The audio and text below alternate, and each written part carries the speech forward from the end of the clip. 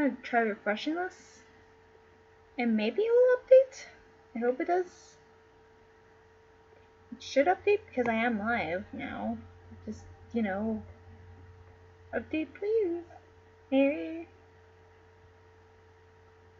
Okay, are we live? Are we okay?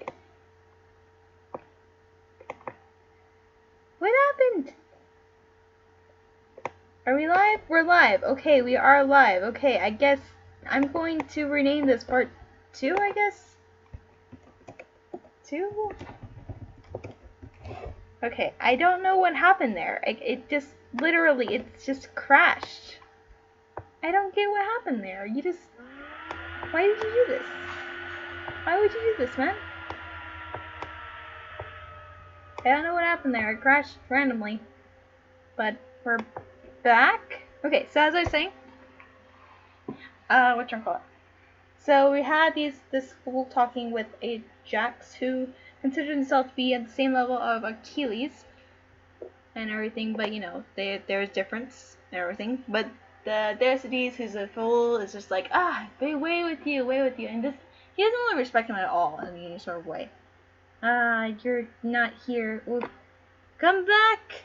Wait, okay, hello, I'm sorry, I did not mean for it to crash. I did not know that was a thing that could happen. Derp. I'm gonna wait for y'all to come back. I feel bad, I'm sorry. Hello. I don't know what happened. I really don't know. Like, it just went black, and then it just, like, stream was no longer going. It's like, what happened? I did not tell you to stop. I did not say for you to stop at all. I didn't. Alright, I didn't tell it to stop. And I'm just like, oh, you know, you're fine. You're fine. You don't need to continue. Of course not. You don't need to continue anything of any sort. Like, I need to. I was just in the middle of reading. Okay.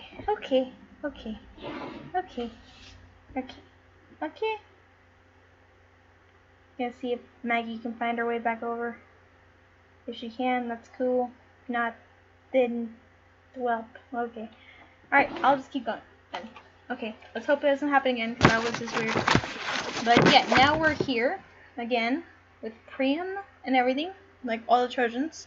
They're speaking about the war and everything, and they're speaking about maybe giving up Helen to the other side in exchange for peace of some sort. But it's like, what's the worth of her? Like, you already stole her away for some reason or another, and now you're gonna be giving her back. And then the sister, the crazy sister apparently, is now back with like a creed that tells them about Troy literally burning unless they give Helen back. And then there's like, oh, you know, she's just some crazy person because Apollo cursed her.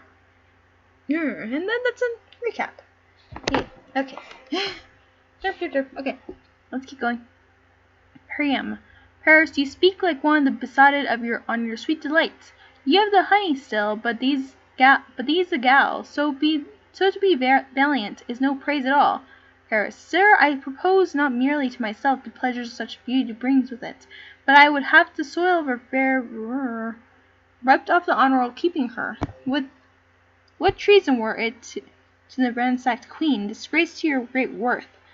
Shame to me, now to deliver her possessions up, on terms of base compulsions. Can it be that so degenerate a strain as this should once set footing in your generous bosoms?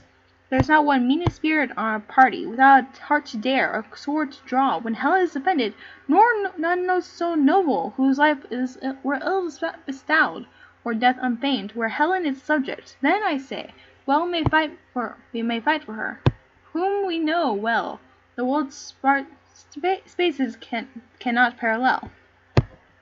Hector, Paris and Troilus, you have both said well, and on the cause of question now in hand, have glossed but superficially not much, unlike men whom Aristotle thought unfit to hear moral philosophy.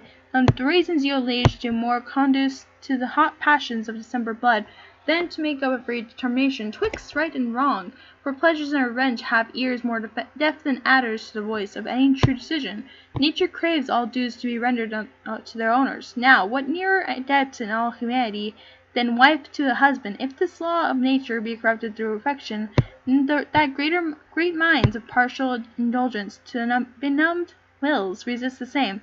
There is a law in each well-ordered nation to curb those raging appetites that are most disobedient and refractory. If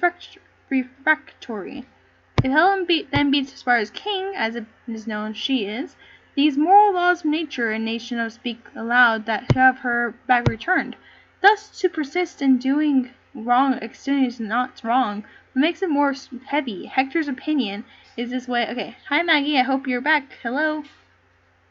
I just started continuing again, but you didn't really miss much. We were just talking about like the fool come in with the with Ajax. Ajax is respected by the fool because the fool doesn't really seem as much of a person and just like you're someone else or think you're all high and mighty, but in reality you're just a slow person like me. It's like, no, I am more than that.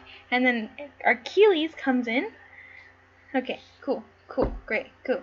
Okay, but yeah, Achilles comes in and just like, you know what, just like stop this little feud that you have with you, And then they just like talk a little bit, and then there's Caesar's like, I'm still not gonna be given any respect, and even if you shall cut my tongue off, I shall still speak as ill of you as I have before. So, I hope your tummy gets better, man. I hope you do. Alright. But you can just like listen to me. I mean, if you really wanted to listen. But I mean, it's all good. Alright. These moral laws of nature a nation speak aloud to have her back returned, thus to persist in doing wrongs extenuate to not wrongs, but makes it much more heavy. Hector's opinion is this in with truth. Yet nevertheless, my sprightly brethren, I repent to you in resolution to keep Helen still, for 'tis a cause that hath no mean dependence upon our joints and several dignities. Troilus. Why, there you touch the life of our design, were it not glory that were more affected than the performance of our heaving spleens. I would not wish to drop a Trojan blood, spend more in her defense. But worthy Hector, she is a dame of honor, renowned. Oh yeah, this Helen person is apparently a Greek woman, but now she lives in Trojan Paris because she wanted to get out, and now they're protecting her from the Greeks. Apparently, it's like Worthy Hector, she is a dame of honor, renowned, spur of valiant magnanimous deeds, whose present courage may defeat down our foes, and fame in time to come canonize us. For I presume brave Hector would not lose so rich advantage of promised glory as smiles upon the forehead of his action, for the wide world's revenue. Hector, I am yours, your valiant offspring of great Priamus. I have roisting challenge sent among the duel and factious, I know this word, facetious. Nobles of the Greeks will strike amazement into their drowsy spirits. I was advertised with their great general slept, whilst emulation army crept. This, I presume, will waken. Bum, bum. So we have them all exeunt. Bum, bum. Now we enter the fool again. Thersites talking to himself in Act 2, Scene 3. Thersites, how now, Thersites? What loss and absence of fury? Shall the elephant Ajax carry it thus? He beats me, and I rail at him. O worthy satisfaction, would it were otherwise, I could beat him whilst he railed at me. So foot, I learn to conjure the raised devils, but I will see some issue of my spiteful extractions. Then there's Achilles, a rare engineer. If Troy be not taken till these two undermine it, the walls will stand till they fall themselves. O thou great thunder, daughter of Olympus, forget that thou art Jove, the king of gods, and Mercury, lose all the serpentine craft of thy caduceus. If thou not take that little wit from them that they have, which short-armed ignorance itself knows is abundant scarce, it will not in circumvention deliver a fly from a spider without drawing the massy irons of cutting web. After this, the vengeance on the whole camp, or rather the bone ache, for that methinks is a curse dependent on those that war for placket. I have my prayers, and devil and envy say Amen. What ho, my lord Achilles! Enter Patroclus, and Patroclus again is there you go. Achilles' angle, a catamite, which we learned is a servant that does things for people's pleasure. That thing, okay? That thing. Patroclus, who's there? Thersites. Good Thersites, come in and rail. Thersites, if I could have remembered a guilty counterfeit, thou wouldst not have slipped out my contemplation. But it is no matter. Thyself upon thyself. The common curse of mankind, folly and ignorance, be thine in great revenue. Heaven bless thee from a tutor, and discipline come not near there. Oh, hi, Mr. Titanic. Okay, so where you left off, you were like in the second scene, right? Basically what's happening is we have the Greeks and the Trojans talking together, and the Trojans don't really want to fight, but they're putting on like a bet with the Greeks at the moment, to be able to get like some sort of, settling sort of thing. And you're gone again. I don't know what's going on. Are you back or are you gone? Yeet. Okay, I'm just gonna type this out. Okay, so far from scene 2, there is a war between Greeks and Trojans, and they are trying to settle. Okay, cool. Okay, fine. I want to summarize. I may even fucking summarize though. Okay, they're basically talking. They don't want to fight really, but this is like what they're doing anyway. You have Cressida come in at some point after, we were in the middle of that whenever we couldn't, right? So, they talk, Greeks and Trojans talk, and it's like, we don't really want to do this, but then we put on a bet to be able to actually do it. Not do it, What do you mean? And then after that, a couple of the Greeks actually planned to go against what they'd said, so they'd be able to go and have the upper hand in case, something happens and they don't get their way. And the reason, they're fighting mostly, this could all end if they were just given this person called Helen, who was the wife of Melanus in the Trojan place. But no, they took her away, and now they're keeping her because she's a symbol, apparently.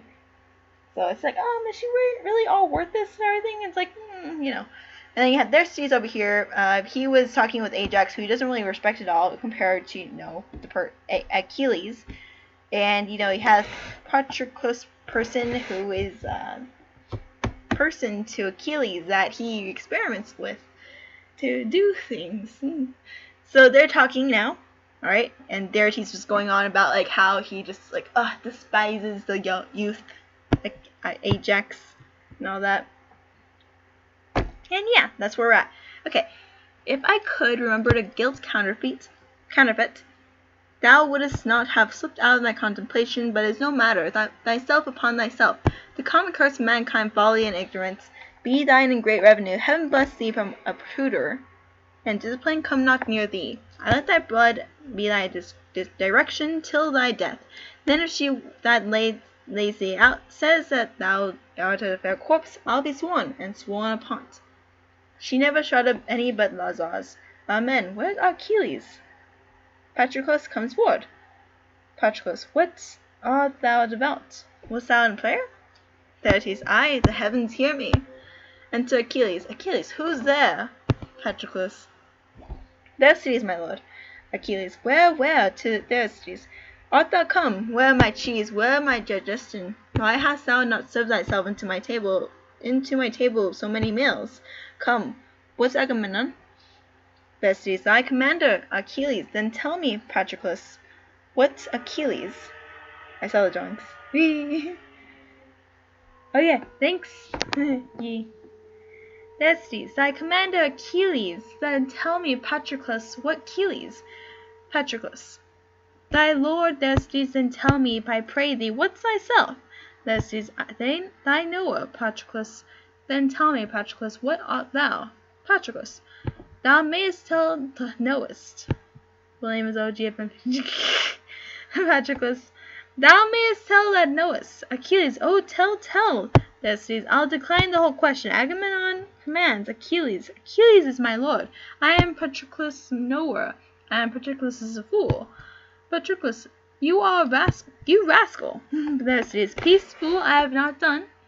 Achilles to Patroclus. He is Troilus man. Proceed, Thersites. I'm gonna see if I can't. What's it? Are you calling me?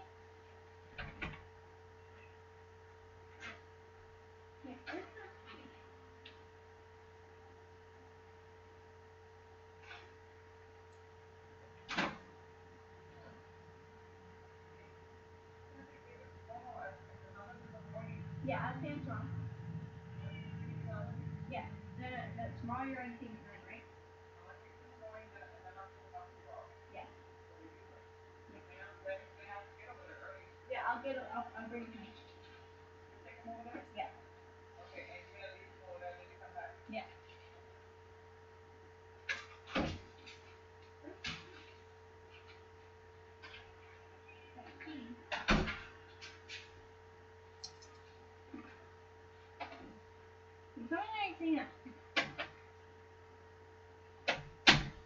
Okay, I'm back. Sorry.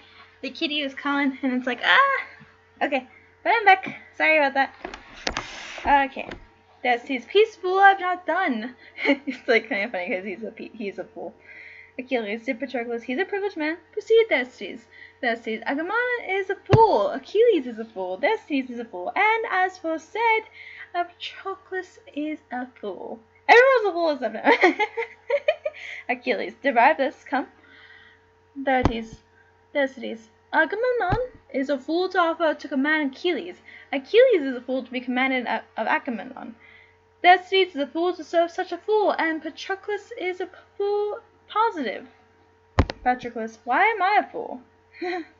You don't know why you're a fool, okay. And to Agamemnon, Ulysses, Nestor, Diomed, Ajax, and Calchas. So these are... Ulysses and Nestor are definitely people from Greece. Diomed, I think, is also from Greece. I think all these are Greece people, except for Ajax, Calchas, right? Right or wrong? No, all these are people. No, all these are Greek people. These are all Greek people. Okay, we're all on the Greek side still. Okay, they haven't been like anything else. Okay. Thersites, make that demand to the Creator. Suffice me that ought. Look you who comes here. Achilles, Patroclus, I'll speak with nobody. Come in with me, Thersites. You're a fool. You're a fool. Everyone's a fool except for him, right? Everyone's a fool except for the fool himself. The fool himself is actually pretty darn smart. And he even makes a comment about Achilles' heel indirectly to Ajax. I mean, I don't even think he really knows that, because like he was like saying, "I'll strike thee at thy foot," and since Ajax, puts himself at the same place as Achilles, it's like your same place will be the same place of weakness. Ha! Thersites, make that demand to the Creator. It suffices me that ought. Look you who comes here. Achilles, Patroclus, I'll speak with nobody. Come in with me, Thersites. Thersites, such patchery, such juggling, and such knavery. All the argument is a cuckold, and a good quarrel to draw emulations, factions, and bleed to death upon. Now, dry serpigo on subject, and war lechery confound all. Exit Thersites? There's a question mark right here. Exit Thersites? Does he exit or does he not exit? Is this really an exit? Or does he just like ground allow? Just like, exit Thersites? Agamemnon to Patroclus. Where is Achilles? Patroclus, within his tent, but I'll dispose, my lord. Agamemnon, let it be known to him that we are here. He sent our messengers, and we lay by our appointments visiting him. Let him be told so, lest perchance he think we dare not move at the question of our place, or know what we are. Patroclus, I shall say so to him. Exit Patroclus. Ulysses, we saw him at the opening of his tent. He is not sick. Ajax, yes, lying sick, proud of heart. You may call it melancholy if you will favor the man, but by my head it is pride. But why? Why? Let him show us the cause. A word, my lord. Ajax takes Agamemnon aside. Nestor, what moves Ajax thus to bay at him? I want to check out these characters again. Nestor, I'm going constantly doing this because there's too many characters. Ulysses is a Machiavellian schemer, not big on hand-to-hand combat. And Nestor is an old and venerable advisor to the Greeks, Ulysses' sidekick. Yeah, that's why they're usually talking to each other. So you have a venerable advisor and a Machiavellian schemer talking. Achilles hath indulged his fool from him. Nestor, who? The exits? That's why I'm laughing about the exits. Yes, the exits! Who? The exits? Ulysses, he. Nestor, then will Ajax lack a matter if he lost the argument? Ulysses, no, you see, he is his argument that has his argument. Achilles. Nestor, all the better, the fraction is more about wit than our faction. But it was strong counsel that a fool could count disunite. Ulysses, the amity that wisdom knits not, folly may you easily unite and tie. Enter Patroclus. Here comes Patroclus. Nestor, who? No Achilles with him. Ulysses, the elephant hath joints, but none of curiosity. His legs are legs for necessity, not for flight. Patroclus. To Agamemnon, Achilles bids me say he is much sorry for anything more than his sport and pleasure. Did move your greatness and noble state. To call upon him he hopes no other but for your health and your digestion's sake, and after dinner's breath. Agamemnon is general commander of the Greeks, kings of Argos, Melanus, king of Sparta, Helen's forsaken son, Achilles. I just want to make sure I'm checking all these again, just make sure I know who is who. Okay. Diomed, a lecturous Greek warrior. Okay. Agamemnon, hear you, Patroclus.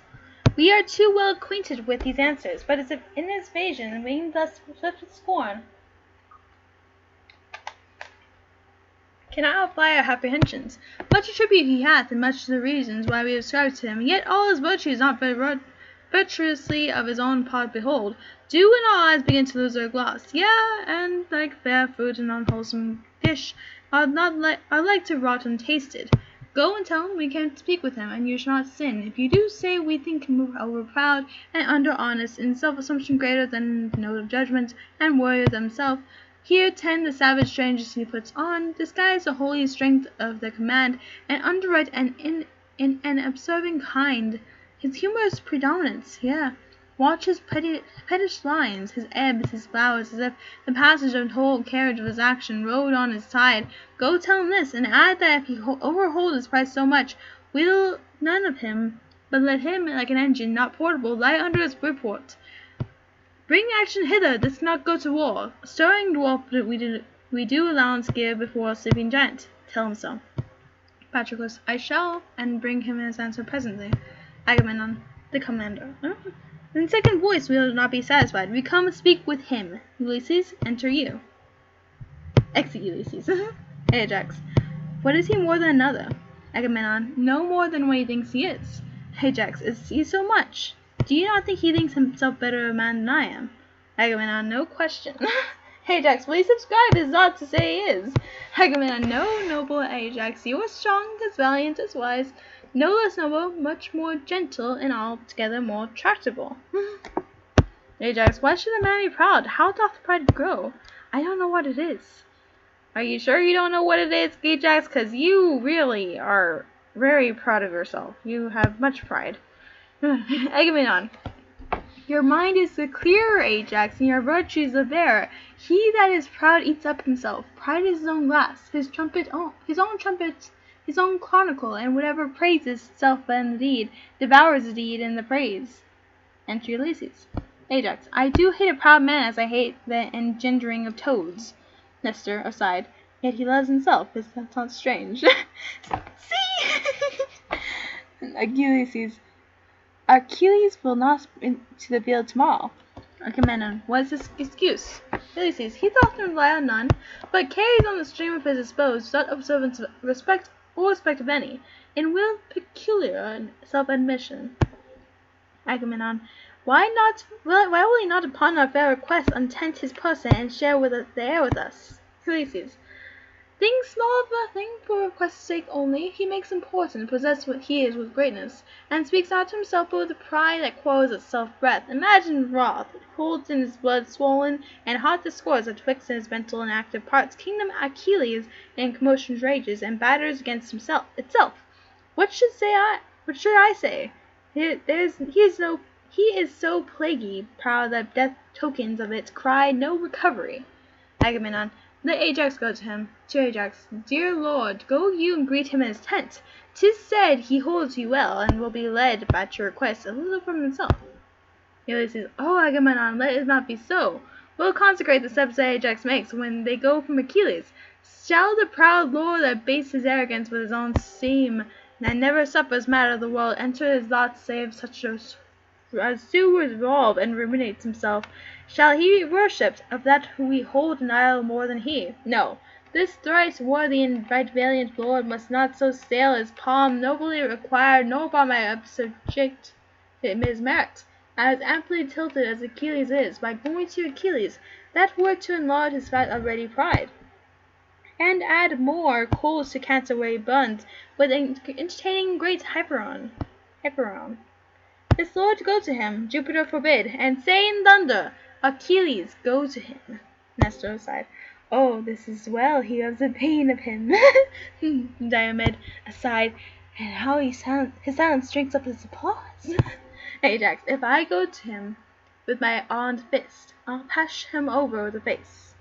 Agamemnon, oh no, you shall not go. Ajax, and be proud with me, I'll freeze his prize. Let me go to him. Ulysses.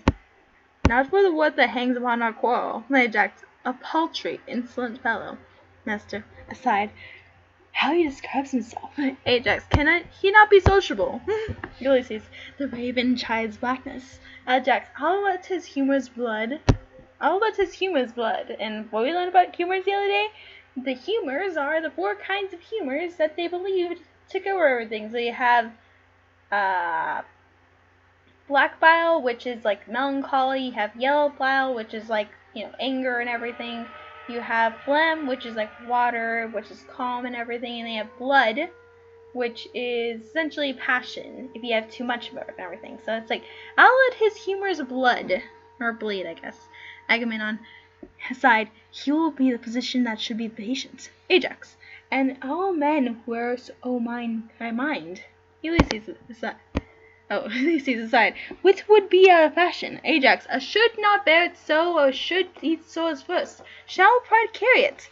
Nestor aside, and would you'd carry half? Ulysses, I would have 10 shares. Ajax, I will knead him. I'll make him supple. He's not yet through warm. Nestor aside, for some with praises pour in, his ambitions dry. Ulysses to Agamemnon, my lord, you feed too much on this dislike. Nestor, our general do not do so. Diomed to Agamemnon, you must prepare to fight without Achilles. Ulysses, why 'tis the naming of him doth him no harm. Here is a man, but 'tis before his face I will be silent. Nestor, wherefore should you so? He is not emulous as Achilles is. Ulysses, know the whole world he is as valiant. Ajax, a dog, that shall have to palter thus with us. Would he or a Trojan? Nestor, what advice would in Ajax now? Ulysses, if he were proud, Diomed, or covetous of praise. Ulysses, I or surely born. Diomed, or strange or self-affected. Ulysses, to Ajax, thank the heavens, Lord, thou art of sweet composures, praise him that dote to thee, that she gives thee stock. Famed by thy tutor, and thy parts of nature, thy famed beyond our reputation. But he that disciplined thy arms to fight, let Mars divide and turn in twain, and give him half and full thy vigor, bull-bearing Milo in his addition yield, into sinewy Ajax. I will not praise thy wisdom, which is like bone, pale, ashore, confines thy spacious and dilated parts. Here's Nestor, instructed by the antiquary times. He cannot be but wise. But pardon, Father Nestor, were your days as green as Ajax's, and your brain so tempered. You should not have this eminence of him, but be as Ajax. Ajax, shall I call your father? Ulysses, I, my good son. Diomed, be ruled by him, Lord Ajax. Ulysses, there is no tearing here the heart Achilles. Keep thicket. Please it our general to call together all the state of war. Fresh kings are to come to Troy tomorrow. We must with all our main of power stand fast, and here's the Lord, come knights from east to west, and cool their flower. Ajax shall cope the best. Agamemnon, go we to cancel, let Achilles sleep. Light boats may sail swift, though greater bulks draw deep. Exeunt. Bum, bum, bum. There's mischievous going on. Okay, so you have enter Pandarus, who is Cressida's uncle, and a servant. Bum, bum, bum. And this is on the Trojan side, just so we can keep. Right now we're on the Trojan side. We're just with the Greeks, so now we're Trojan. Pandarus, friend, pray you a word. Do not you follow the young Lord Paris? And we know who Paris is. So Paris is the brother of both Cassandra and Troilus. Yes, Paris, abductor of Helen, also he's also abductor of Helen and everything. You know, just in your reference, you know, and everything. He's abductor of Helen. Okay. I, sir, when he goes before me, Pandarus, depend upon him, I mean. Servant, sir, I do depend upon the Lord. Pandarus, you depend upon a noble gentleman. I must needs praise him. Servant, the Lord be praised. Pandarus, you know me, do you not? Servant, faith, sir, superficially. Pandarus, friend, know me better. I am the Lord Pandarus. Oh, we're on actually scene 1, by the way. Servant, I hope I shall know you honor better. Pandarus, I do desire it. Servant, you are in the state of grace. Pandarus, grace, not so, friend. Honor and lordship are my titles. What music is this? Servant, I do but partly know, sir. It is music in pots. Pandarus, know you the musicians? Servant, wholly, sir. Pandarus, who play they too? Servant, to the heroes, sir. Pandarus, and to whose pleasure, friend? Servant, at mine, sir, and there love that music. And there's that love music. Pandarus, command, I mean, friend. Servant, who shall command, sir? Pandarus, friend, we understand not one another. I am too courtly, and thou art too cunning. At whose request do these men play? Servant, that's too indeed, sir, marry, sir, at the request of Paris, my lord, who is there in person with him at the mortal Venus, the heart of blood, of beauty, and love's invisible soul. Pandarus, who? My cousin Cressida. Servant, no, sir, Helen. Who could you not find out out by her attributes? Pandarus, it should seem, fellow, that thou hast not seen the lady Cressida. I come to speak with Paris from the Prince Troilus. I will make a complimental assault upon him, for my business sees. Servant, sold in business.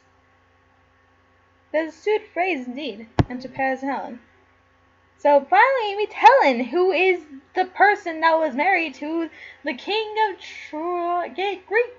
Greece, and then was captured and was taken, and now is being protected in Troy. And then Paris, who was a abductor of Helen in the first place. Yeah.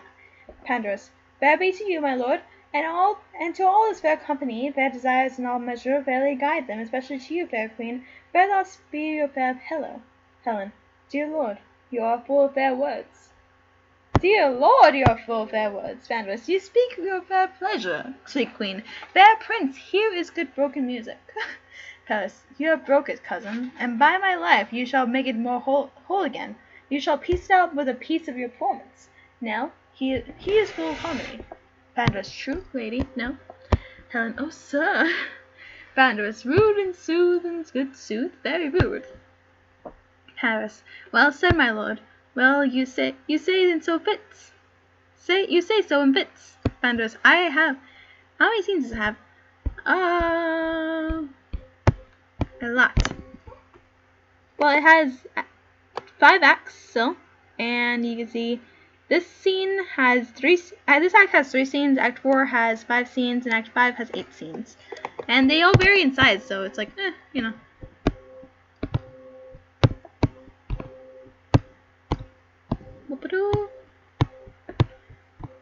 Pandarus, I have business to my lord, great queen. My lord, will you vouchsafe me a word? Helen, nay, this shall not hedge us out. We'll hear you sing certainly. Pandarus, well, sweet queen, you are pleasant with me, but marry thus, my lord, my dear lord, and most esteemed friend, your brother Troilus. Helen, my lord Pandarus, my sweet lord. Pandarus, go to, sweet queen, go to, commend himself not most affectionately to you. Helen, you shall not barb us of our melody. If you do, our melancholy upon your head. Pandarus, sweet queen, that's a sweet queen of faith. Helen, and to make a sweet lady sad is of sour offence. Pandarus, nay, that shall not serve your tongue. That shall not, a truth, nay, I care not for such words. No, my lord, he desires you, and if that king calls for him in supper, you will make his excuse. Helen, my lord Pandarus. Pandarus, what says my sweet queen, my very, very sweet queen? Pandarus, what exploits in hand? What's up he tonight? Helen, nay, no, that, blah. Pandarus, what exploits in hand? What's up he tonight? Helen, nay, but my lord. Pandarus, what says my sweet queen? To Paris? My cousin will follow with you. Helen, to Paris. He must not know where he sups. Paris, with my disposer, Cressida. With my disposer, Cressida. Pandarus, no, such matter. You are wide. Come, your disposer is sick. Pandarus, well, I'll make excuse. Pandarus, ay, good my lord, why should you say Cressida? No, your poor disposer's sick. Pandarus, I spy. Pandarus, you spy? What do you spy? Come, give me an instrument now, sweet queen. Helen, why, this is kindly done. Pandarus, my niece is horrible in love with the thing you have, sweet queen. Helen, she shall have it, my lord, if not be my lord Paris. Pandarus, he? Oh, no, she'll none of him. They are two twain. Helen, falling in, and after falling out, may make them three. Pandarus, come, I'll hear no more of this. I'll sing you a song now. Helen, ay, prithee, now, by my troth, sweet lord, thou hast a fine forehead. Alright, I'm going to lay down for a few minutes. I started to get these. Oi. Okay, hope you feel better, man. Alright. I'll see you later. And if not, then just take care, okay? Just go, take your time, go to sleep. Just go lay down. Go get better, okay? Okay.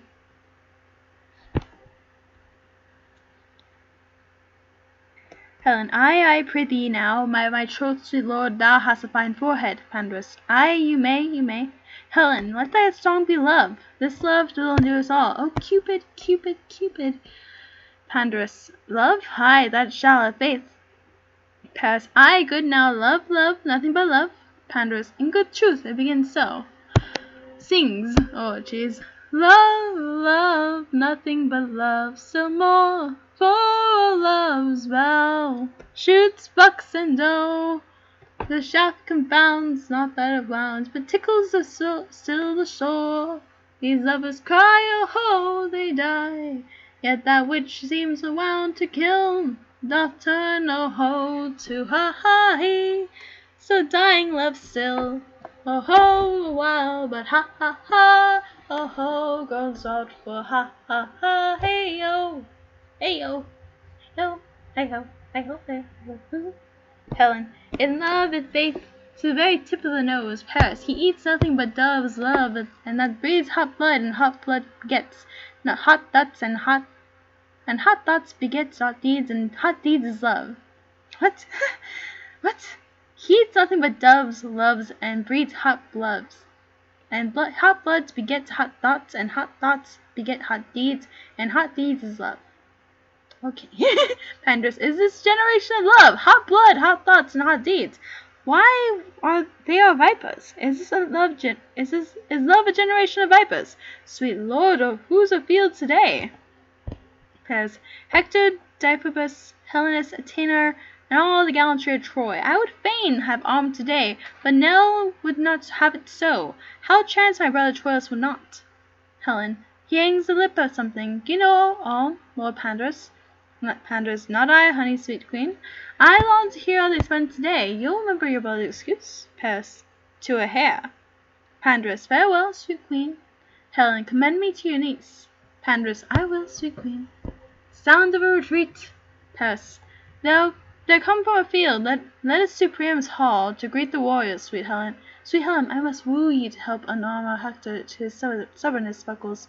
With these your white enchanting fingers touch shall be more obey than to edge of steel, or force of Greekish sinews. You shall do more than all island's kings. Disarm great Hector. Helen, 'twill make us proud to be a servant, Paris. Yea, when what he shall receive in us in duty gives us more palm and beauty than we have. Yea, overshines ourself, sweet above thoughts. I love thee. Spaghettios. So Helen is in love in Paris. Ooh. Excellent. She's not having any bit of Troilus. Act 3, Scene 2. Enter Pandarus and Troilus' man. So Pandarus is again the uncle of Cressida, and Troilus' man, which is probably just a servant. I think that's just servant. Because like Cressida's man, that was a servant apparently. You have Troilus' man, which is also a servant. I believe so. Let's just do this just so we can make sure. Where are you? Where are ya? Paris. Troilus. Yeah, I don't have it on here. I'm pretty sure he's just Troilus' man by, like, saying that it's Troilus' man. This is his servant. Like the Cressida one. Just want to check in this again. Okay. No, sir. He stays. Okay, Pandarus. How now then? Where's thy master? At my cousin's Cressida's. Doris' man. No, sir. He stays for you to conduct him thither. And Troilus. Pandarus. Oh, here he comes. How now? How now? Troilus. To this man. Sirrah, walk up. Yeah, so Sirrah is the name of them. Okay, and I just want to check on. Okay, so Troilus is literally just a lover of Cressida. Okay.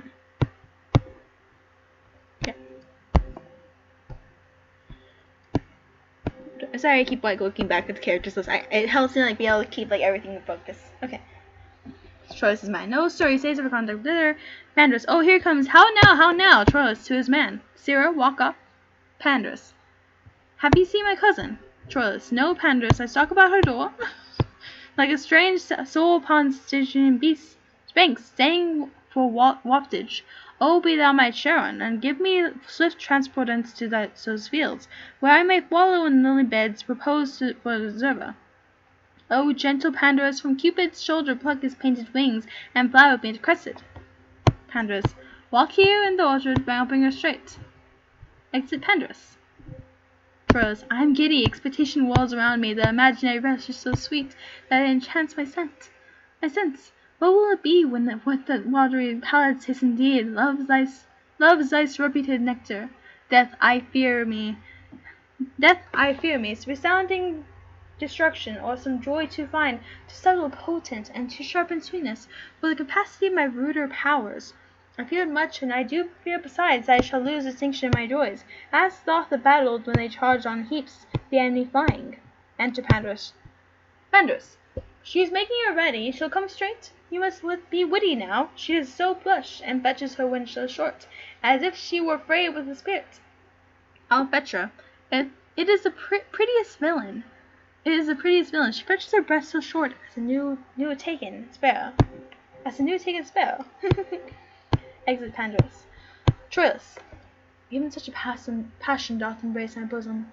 My heart beats thicker than a beverous pulse, and all my powers do their bestowing lose, like a vassalage at unawares encountering the eye of majesty.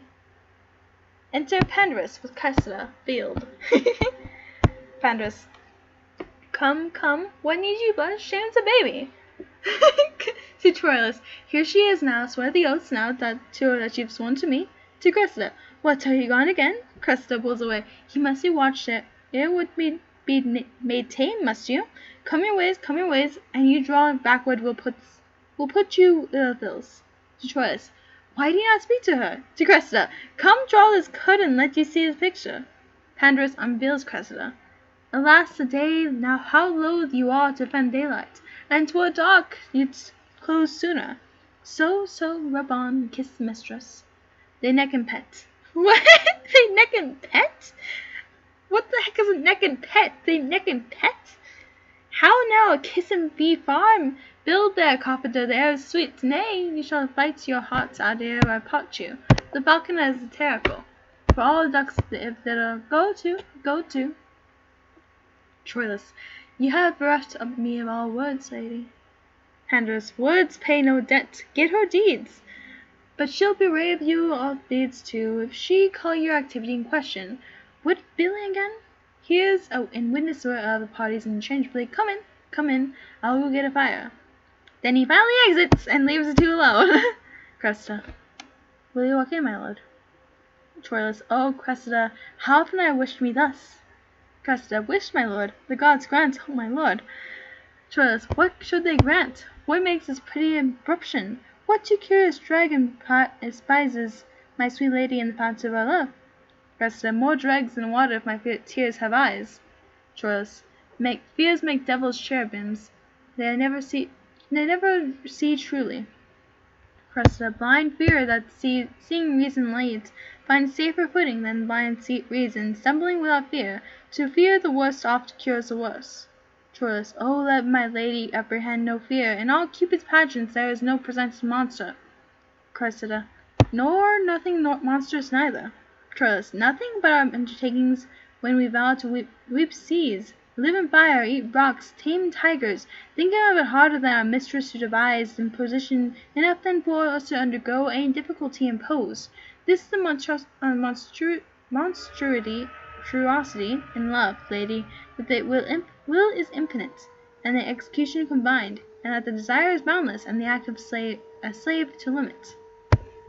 Cressida, they say all lovers swear more performance than they are able, and yet reserve an ability that they perform, vowing more than fraction of 10, and discharging less than the 10th part of 1. They that have the voice of lions and the act of airs, are they not monsters? Troilus, are they such? Are they such are not we. Praise us as we are tasted, allow us as we prove. Our head shall go bare till merit crown it. No perfection's reversion shall have a praise in present. We will not name desert for his birth, and, being born, his addition shall be humble. Few words to fair faith, Troilus shall be such to Cressida as what envy can say worse shall be a mock, for his truth, and what truth can speak that truest, not truer than Troilus. Cressida, will you walk in, my lord? Enter Pandarus. Pandarus, what, blushing still? Have you not done talking yet? Cressida, well, uncle, what folly I commit I dedicate to you. Pandarus, I thank you for that. If my lord, if I get a boy of you, you'll give him me. Be true, my lord. If he flinch, try me for it. Troilus, to Cressida, you know now your hostages, your uncle's word of my firm faith. Pandarus, nay, I'll give my word for her too. Our kindred, though they belong here, they are wooed. They are constant being one. They are birds. I can tell you, they'll stick where they are thrown. Cressida, boldness comes to me now, and bring me heart. Prince Troilus, I have loved you night and day for many weary months. Troilus, why was my Cressida then so hard to win? Cressida, hard to seem won. But I was won, my lord. With the first glance that ever, pardon me, if I confess much, you'll pray that tyrant. I love you now, but not till now so much, but I might master it. In faith, I lie. My thoughts were like unbridled children, grown too headstrong for their mother, see?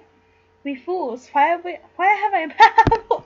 Why have I blabbed? Who shall be true to us when we are so in secret to ourselves? But though I loved you well, I wooed you not, and yet in good faith I wish myself a man, or that we women have men's privilege. Of speaking thus, sweet, bid me hold my tongue, for in this rupture I shall surely speak, the thing I shall repent. See, is silence, coming in dumbness, for my weakness draws my soul for counsel from me. Stop my mouth. Troilus, and shall beat sweet music in issues thence. He kisses her. Mwah! Pandarus, pretty in faith. Cressida to Troilus, my lord, I do beseech you, pardon me. 'Twas not I purchased us to beg a kiss. I am ashamed. Oh, heavens, what have I done? For this time I will take my leave, my lord. Cressida prepares to go. Troilus, you leave, sweet Cressida. Pandarus, leave, and you will take leave tomorrow morning. You take leave till tomorrow morning. Cressida, pray you, content you. Troilus, what offends you, lady? Cressida, sir, mine own company. Troilus, you cannot shun yourself. Cressida, let me go and try. I have a kind of self resides with you, but an kind self that itself will leave to be another's fool. Where's my wit? Out and gone. I speak I know not what.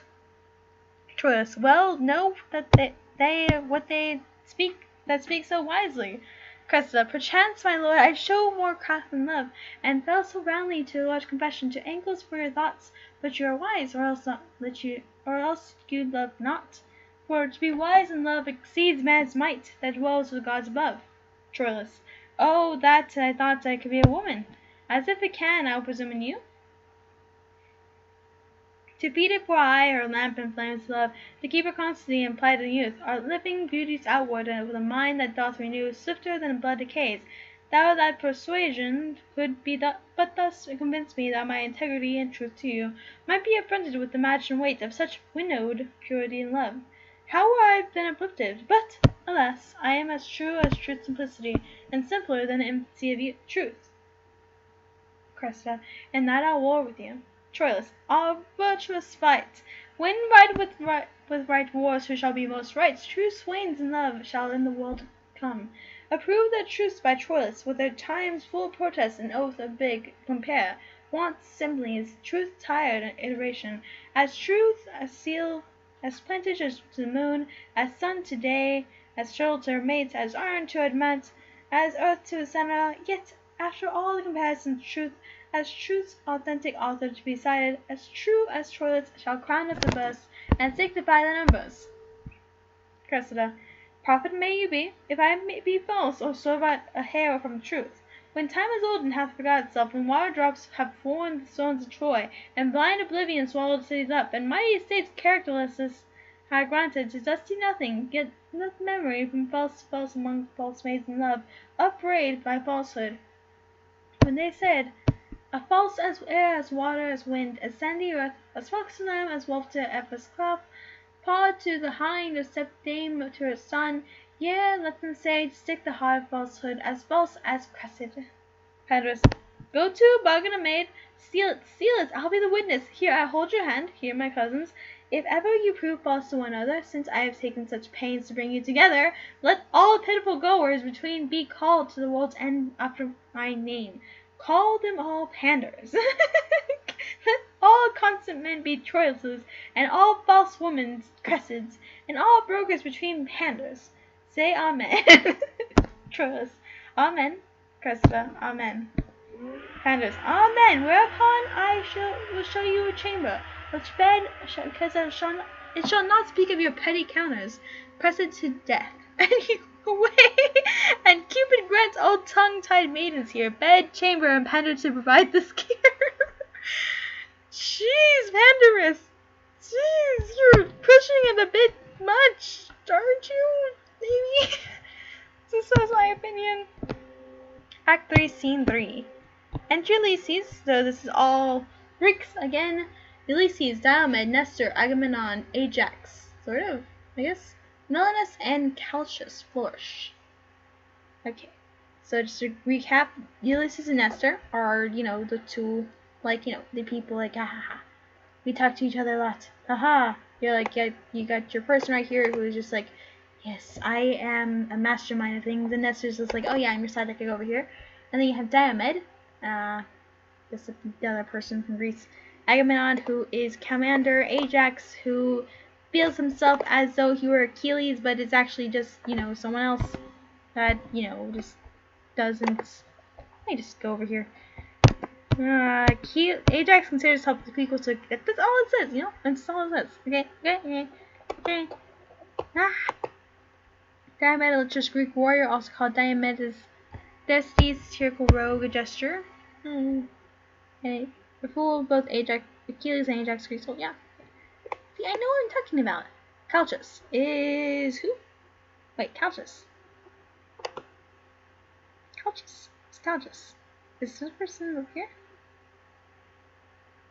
No, Calchas is, yeah, it's Trojan man. A Clavian priest who's deserted his city and his daughter, and now advises the Greeks. Ah, so he left the Trojans, and now works for the Greeks. Yes. Okay. Okay. We also have the king here, which is Melinus. Calchas. Now, princess, for the service I have done you, the advantage of time promised me aloud to call for recompense.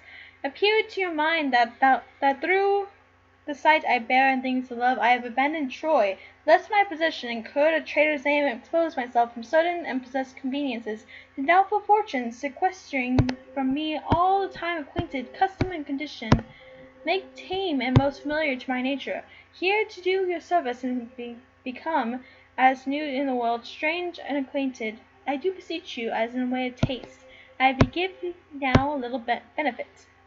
Out of those many register and promise, which you say live to come in my behalf. Agamemnon. What wouldst thou of us, Trojan? Make demand. Calchas. You have a Trojan prisoner called Antenor. Yesterday took. They took him up. Troy holds him very dear. Often have you thanks before, desired my Cressida in right great exchange. Whom Troy hath still denied, but this Antenor? I know such a rest in their affairs, that their negotiations almost slack, wanting his manage, and they will almost give us a prince of blood, a son of Priam, in change of him. Let him be sent to great princes, and he shall buy my daughter, and her presence shall quite strike off all service I have done in most excessive pain. Oh, no! Agamemnon, let Diomed bear him, and give us Cressida hither. Calchas shall have what he requests of us. Good Diomed, furnish your belly was in change withal, bring word if Hector will tomorrow. Be answered in his challenge. Ajax is ready. Diomed, this shall I undertake, and 'tis a burden which I am proud to bear. Exit Diomed. Enter Achilles and Patroclus in our tent. Ulysses. Achilles stands in the entrance of his tent, pleased to our general to passing strangely by him, as if he were forgot, and all princes all lay negligent and loose regard upon him. I will come at last till like he'll question me, why such impulsive eyes are bent, why turned on him. If so, I have derision and medicinable to use between your strangers and his pride, to which his own shall have desire to drink. It may do good. Pride hath no other glass to show itself but pride, for simple knees feed arrogance, and there are proud men's feet. Agamemnon. Execute your purpose and put on the form of strangeness as we pass along. So do each lord, and either greet him or not, or else disdainfully, which shall shake him more than if not looked on. I will lead the way. They walk separately past Achilles' tent. Achilles. Knees back again when let me see. Go on. Well, you can lay down with the kitten, can't you? I mean, that's what usually happens. I'll lay down with Jonesy on my chest, and he'll be purring all just Jonesy, just have your paws stay here. I will lead the way. They walk past Achilles' tent. Achilles. What? Come the general to speak with me. You know my mind. I'll fight no more against Troy. Agamemnon to Nestor. What says Achilles? Would he out with us? He's biting and playing. Oh, poor baby. And I'm just Okay. Nestor, to Achilles, would you, my lord, aught with the general? Achilles, no. Nestor, to Agamemnon, nothing, my lord. Agamemnon, the better. Achilles, to Menelaus. Good day, Menelaus. How do you? Achilles, to Patroclus. What, does the scorn me? Ajax, how now, Patroclus? Achilles, good morrow, Ajax. Ha, Ajax, ha? Achilles, good morrow. Ajax, aye, good next day too. Exeunt. Ulysses remains on stage pretending to read. Obviously pretending, right? Achilles, what mean these fellows? Know they not Achilles? Patroclus, they pass by strangely. They are used to bend, they send their smiles before them to Achilles, to come as humbly as they used to creep to holy altars. Achilles, what am I poor of late? 'Tis sir in greatness, once fallen out of the fortune, must fall out of men too. What the decline is, he shall as soon read in the eyes of others as feel as their own fall. For men like butterflies show not their mealy wings, but to summer not a man's, for being simply man, hath any honor, but honor for those that are without him, as place, riches, and favors, prizes of accidents, and offers merits.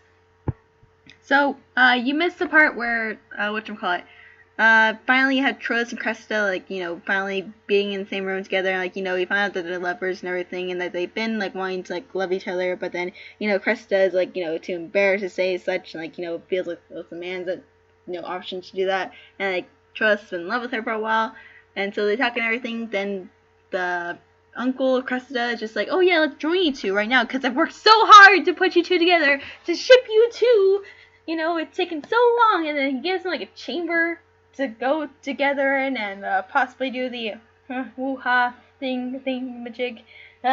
So then we're here now with the Greeks, and the Greeks are discussing with the father of Cressida, who was not banished. He escaped from the Trojans because, he doesn't really agree with them anymore, and is now working for Greece. And he says, you have one of the people of the Trojan who they admire greatly. Give them back, and they will take, and in return they'll give Cressida, who I know you personally wanted for your own, things. And it's like, So this is in motion right now to get Antenor back from the Greeks who took him up to Trojan. So yeah, now we have this. Okay. Now we have Achilles coming in, and no one seems to recognize him really anymore. It's like, okay, what's going on? That are without him has placed the riches in favor, prizes backs and offers merits, which when they fall as bringers stipulate standards, love and lean on them and slippery too, doth one pluck another and together die in the fall. But 'tis not so with me, Portia and I are friends, I do enjoy it, I will point that all I did possess. Save these men, look who do me thinks, find out something not worth in such rich holding, as they often given. Here's Ulysses, I'll interpret his reading. How now, Ulysses? Ulysses, now great the sun. Achilles, what are you reading? Ulysses, a strange fellow here writes me that a man, how dearly ever parted, how much having or without oin, cannot make boast to have that which he hath, nor feels that he owes, but by reflection, that he when his virtues shining upon others, heat them, and they retort the heat again to the first giver. Achilles, this is not strange, Ulysses. The beauty is not born here, and the face the bearer knows not, but commend itself to the other's eyes, nor doth the eye itself, that most pure spirit of sense, behold itself, not going from itself, but eye to eye opposed, and salutes each other with each other's form. The speculation returns not to itself till it hath travelled and married there, where it may see itself. This is not strange at all.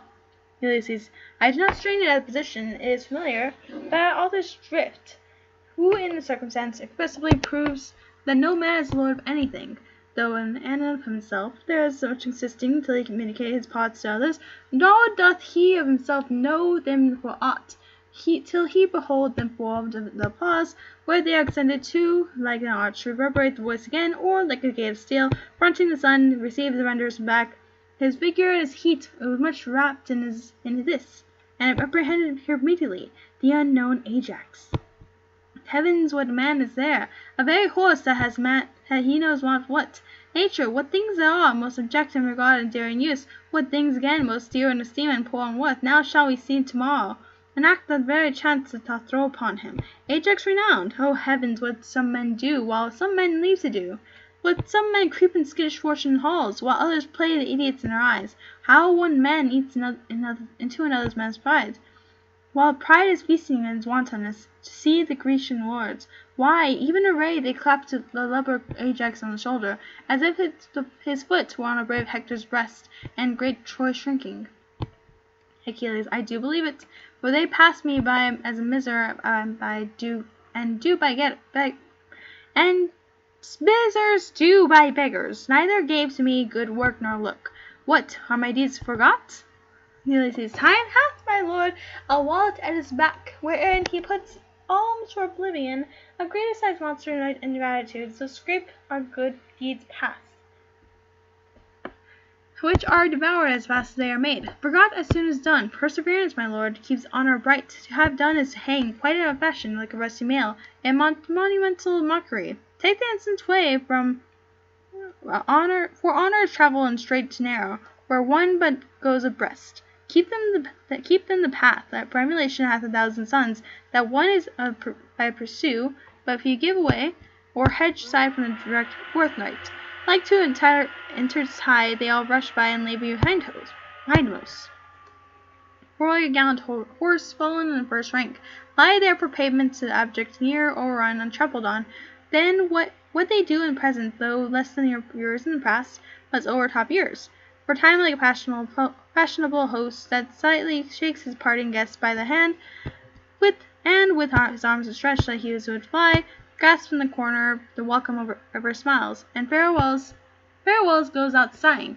Oh, let not virtue seek remuneration for the thing I was, for beauty, wit, height, birth, vigor of bone, desert and service, love, friendship, charity, and all subjects to envious culminating time. One touch of nature makes the whole world kin, and with all that consent praise new-born gods, though they are made and moulded of things past, and go dust and all guilt. More laud than guilt or dust, the present eye praises a present object. Then marvel not, thou great and complete man, that all Greeks began to worship Ajax, since things in motion sooner catch the eye than would not sirs. The cry went out on thee, and it still might, and yet it may again, if thou wouldst not entomb thyself alive, and encase thy reputation in thy tents, whose glorious deeds when these fields of late made emulous missions amongst the gods themselves, and drave great Mars affection. So it's like, because you were gone, you kind of lost your fame, and Ajax decided to take that fame from you. That's basically what you're saying, right? I think so. Achilles, about this my privacy, I have strong reasons. Do you now, Achilles? Do you? Ulysses, but 'gainst your privacy the reasons are more potent and heroical. 'Tis known, Achilles, that you are in love with one of Priam's daughters. Achilles, ha! Known. One of Priam's daughters. Ulysses, is that a wonder? The Providence that is in watchful state knows almost every grain of Pluto's gold, finds bottom in the uncomprehensive deeps, keeps place with thought, and almost like the gods, do thought unveil in their dumb cradles.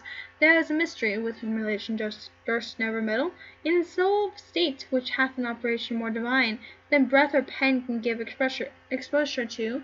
All the commerce that you have had with Troy, as perfectly as yours, my lord, and better would it fail Achilles much to throw down Hector than Proxena.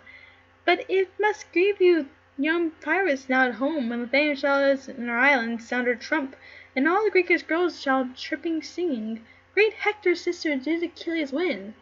But our great Ajax rarely beat him down him. Farewell, my lord, I love it, as your lovers speak. The fool slides over the ice that you should break. Let him exit. Patroclus. To suspect Achilles, I have moved you. A woman impudent to match grown is not more loath than an effeminate man in time of action. I stand condemned for this. They think my little stomach to war, and your great love to me restrains you thus. Sweet, rouse yourself, and weak wanton Cupid shall from your neck unloose his arm unfold, and like a dewdrop from a lion's mane, be shook to airy air. Achilles, shall Ajax fight with Hector? Patroclus, aye, and perhaps receive him much honour by him. Achilles, I see my reputation at stake. My fame is shrewdly gored. Patroclus, oh, then beware! Those wounds heal ill men do give themselves a mission to do what is necessary, steals a commission to blink of danger, and danger, like an egg, subtly taints, even when we sit idly in the sun. Achilles, go call Thersites hither, sweet Patroclus.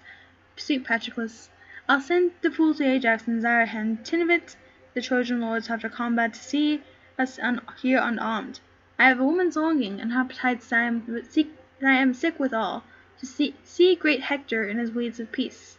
And to Thersites, to walk with him and to behold his visage, even to my full view. Notices Thersites, a labour saved. Thersites, a wonder. Achilles, what? Thersites, Ajax goes up and down the field asking for himself. Achilles, how so? Thersites, he must fight singly tomorrow with Hector, and is so perfectly proud of their heroical cudgelling that he raves and say nothing. Achilles, how can that be? Thersites, why, he stalks up and down like a peacock, stride and stand, ruminates like an hostess that have no arithmetic, but her brain is set down to reckoning, bites his lip with a regard, as to say, there were wit in his head and 'twould out, and so there is, but it lies as coldly in him as a fire and flint, which will not show without knocking. The man's undone forever, for if Hector breaks not his neck in combat, he'll break it himself in vainglory. He knows not me. I say it. Good morn, Ajax, and he replies, thanks, Agamemnon. What think you of this man that takes me for the general? He's growed a very fat land fish. Languageness, monster, a plague of opinion. A man may wear it on both sides like a leather jerkin. Achilles, thou must be my master to him, Thersites. Thersites, who? I? Why, he'll answer nobody. He professes not answering. Speaking is for beggars. He wears his tongue in his arms. I'll put on his presence. Let Patroclus make his mans to me. You shall see the pageant of Ajax. Achilles to him, Patroclus, tell him I humbly desire the valiant Ajax to invite the most valorous Hector to come unarmed to my tent, and to procure conduct for his person of magnanimous and most illustrious 6 or 7 times honored captain, general of the Grecian army, Agamemnon, etc. Do this. Patroclus to Thersites, Jove bless great Ajax. Thersites, pretending to be Ajax. Patroclus, I come from worthy Achilles. Thersites, ha! Patroclus, who humbly desires you to invite Hector to his tents. Thersites, Patroclus, and to procure safe conduct from Agamemnon.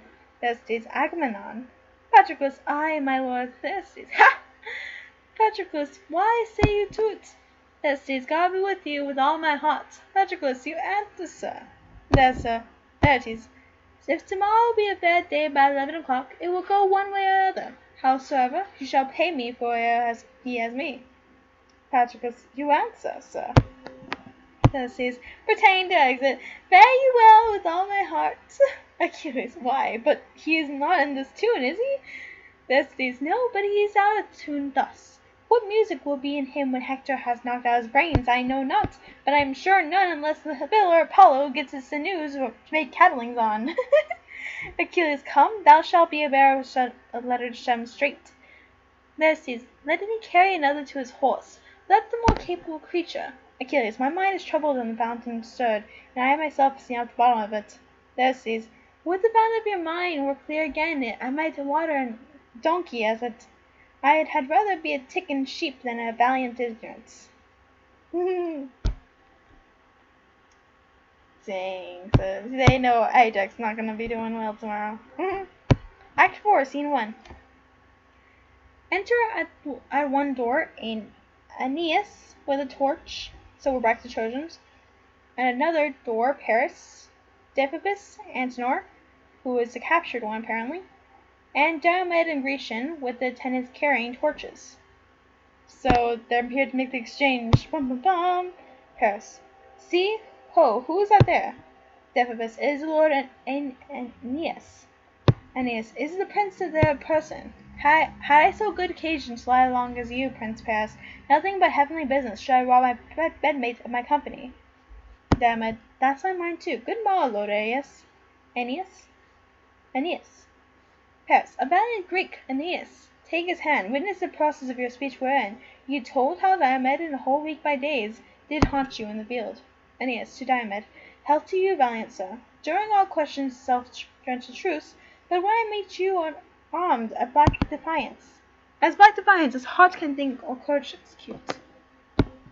Diomed, the one and other Diomed embraces, our bloods are now in calm and so long health. But when contention and collision meets, by Jove, I'll play the hunter for my life, with all my force, pursuit, and policy. Oh, jeez. Aeneas, and thou shalt hunt a lion that will fly with his face backward in humane gentleness. Welcome to Troy. Now, by Anchises' life, welcome indeed. By Venus' hand, I swear, no man alive can love in such sort, the thing that he means to kill more excellently. Diomed, we sympathize, Jove. Jove, let Aeneas live, if my sword his faith be not to glory. 1,000 complete courses of the sun, but in thine and emulous honor, let him die. You for every joint a wound of that tomorrow. Aeneas, we know each other well. Diomed, we do, and long to know each other worse. Pass. This is the most despitefullest gentle greeting, the noblest hateful love that I ever heard, right? To Aeneas.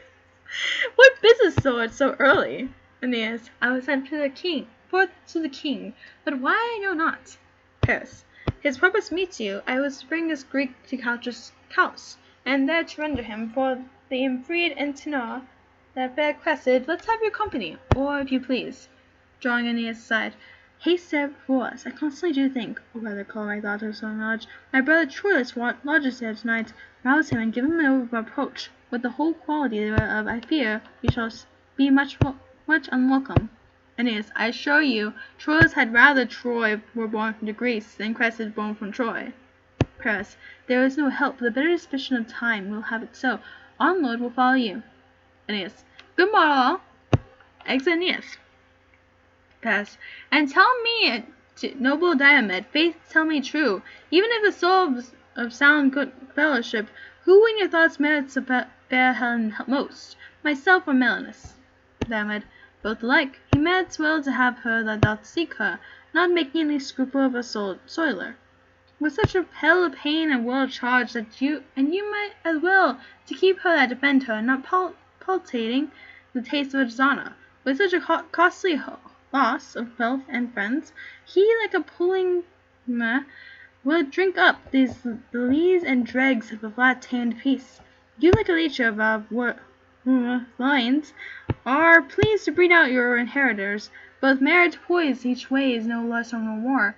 But he as he, the heavier for Paris, you are too bitter to your countrywoman. Diomed, she's bitter to her country. Hear me, Paris, for every false drop in her body veins, a Grecian's life hath sunk. For every scruple of her contaminated carrion weight, a Trojan hath been slain. Since she could speak, she hath not given so many gods good words breath. As for her, Greeks and Trojans suffer death. I didn't talk about Helen, right? Paris, fair Diomed, do as you champion do. Praise the thing that you desire to buy, but we in silence hold virtue well. Will not commend you what we intend to sell. Here lies our way.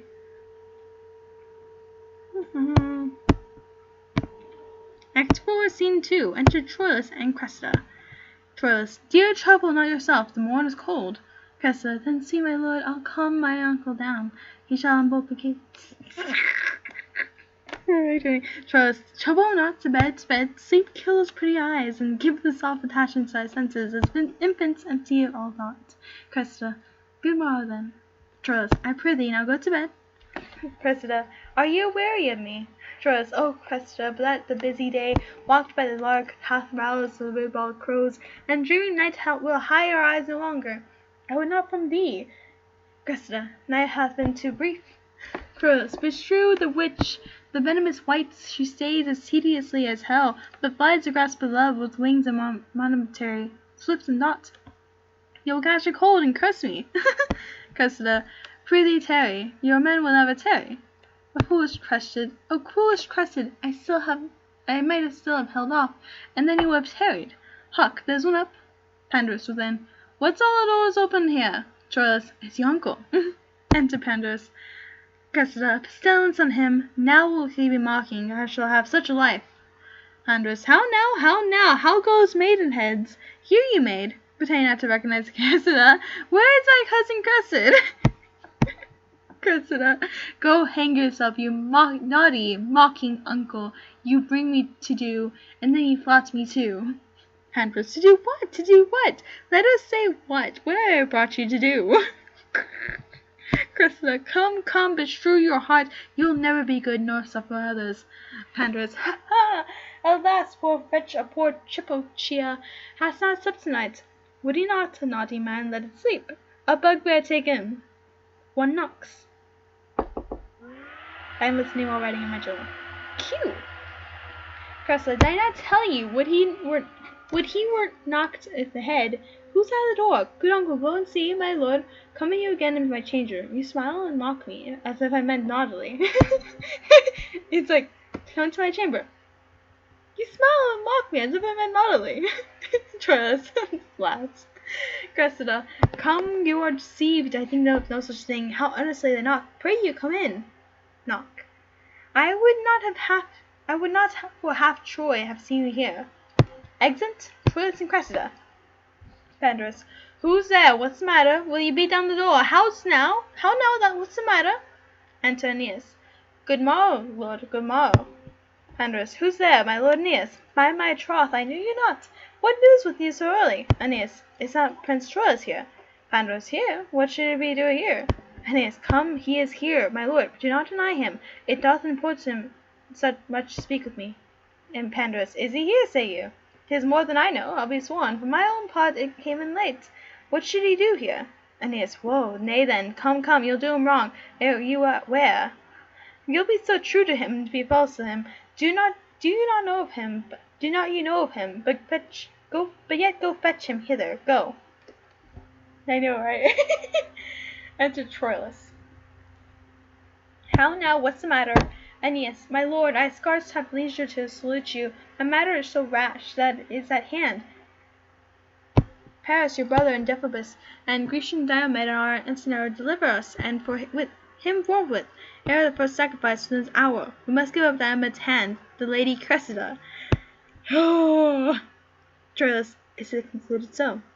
Aeneas. By Priam, the general say of Troy, they are at hand and ready to effect it. Troilus. How my achievements mock me! I will go meet them. And my lord Aeneas, we met by chance. You did not find me here. Aeneas. Good, my lord, the secrets of nature have not more gifts and tasks in eternity. Exit Troilus and Aeneas. Pandarus remains. Enter Cressida. Pandarus. Is it possible? No sooner got but lost. The devil taken Antenor, the young prince will go mad. A plague upon Antenor. Oh, they had broken his neck. Cressida. How now? What's the matter? Who is there? Pandarus. Sighing.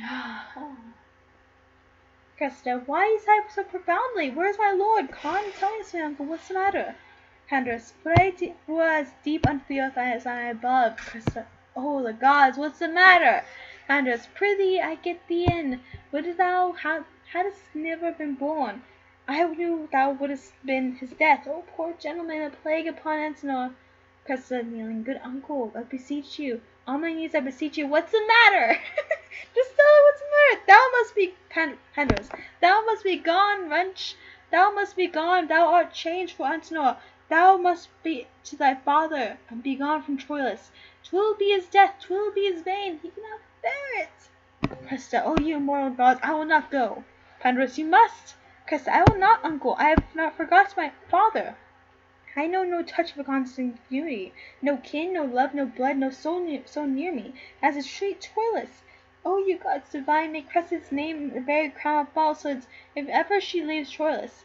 Time, force, and death do to this body what extremity you can, but the strong base and building of my love is this very center of the earth, drawing all things to it. I will go in and weep. Pandarus. Do. Cressida. Tear my bright hair and scratch my praised cheeks, crack my clear voice with sobs and break my heart with sounding Troilus. I will not go from Troy. Exit. So she's not happy at all about any of that. Act 4, Scene 3. Enter Paris, Troilus and Aeneas, Deiphobus and Antenor and Diomed. So finally they're all together. They're probably all looking for, now, Cressida. Paris. It is great morning, and the hour prefixed of her delivery to the valiant Greeks. Come fast upon, good my brother Troilus. Let tell you the lady what she is to do, and haste her to the purpose. Troilus. Walk into her house. I'll bring her to the Grecian presently. And to his hand, when I deliver her, think in an altar, and thy brother Troilus, a priest offering to its heart. Paris. I know what 'tis love, and would, as I shall pity, I could help. Please, you walk in, my lords. Act 4, Scene 4. Enter Pandarus and Cressida. Pandarus. Be moderate. Cressida. Why tell you of his moderation? The grief is fine, full, and perfect a taste, and no less than sense of strong, as that which causeth it. How can I moderate it, if I can temporize my affection or brood so weak and cold of palate, like my aliment, could I have my grief? My love admits no qualifying cross. Enter Troilus. No more my grief is such a precious loss.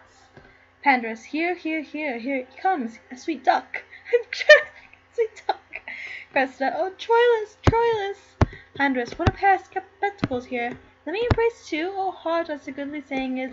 Oh, heart, oh, heavy heart, why sighest thou without breaking? Where he answers again, because thou canst see ease thy smart, by friendship nor by speaking. There never was truer rhyme. Let us cast away nothing, for we may live to have need of such a verse. We see it, we see it. How now, lambs? Troilus, Cressida, I love thee in so strange purity, that bless the gods is angry my fancy, more bright and sealed than with devotion thee. Cold lips blow to the deities. Take thee from me. Cressida, have the gods envy. Pandarus, aye, 'tis too plain a case.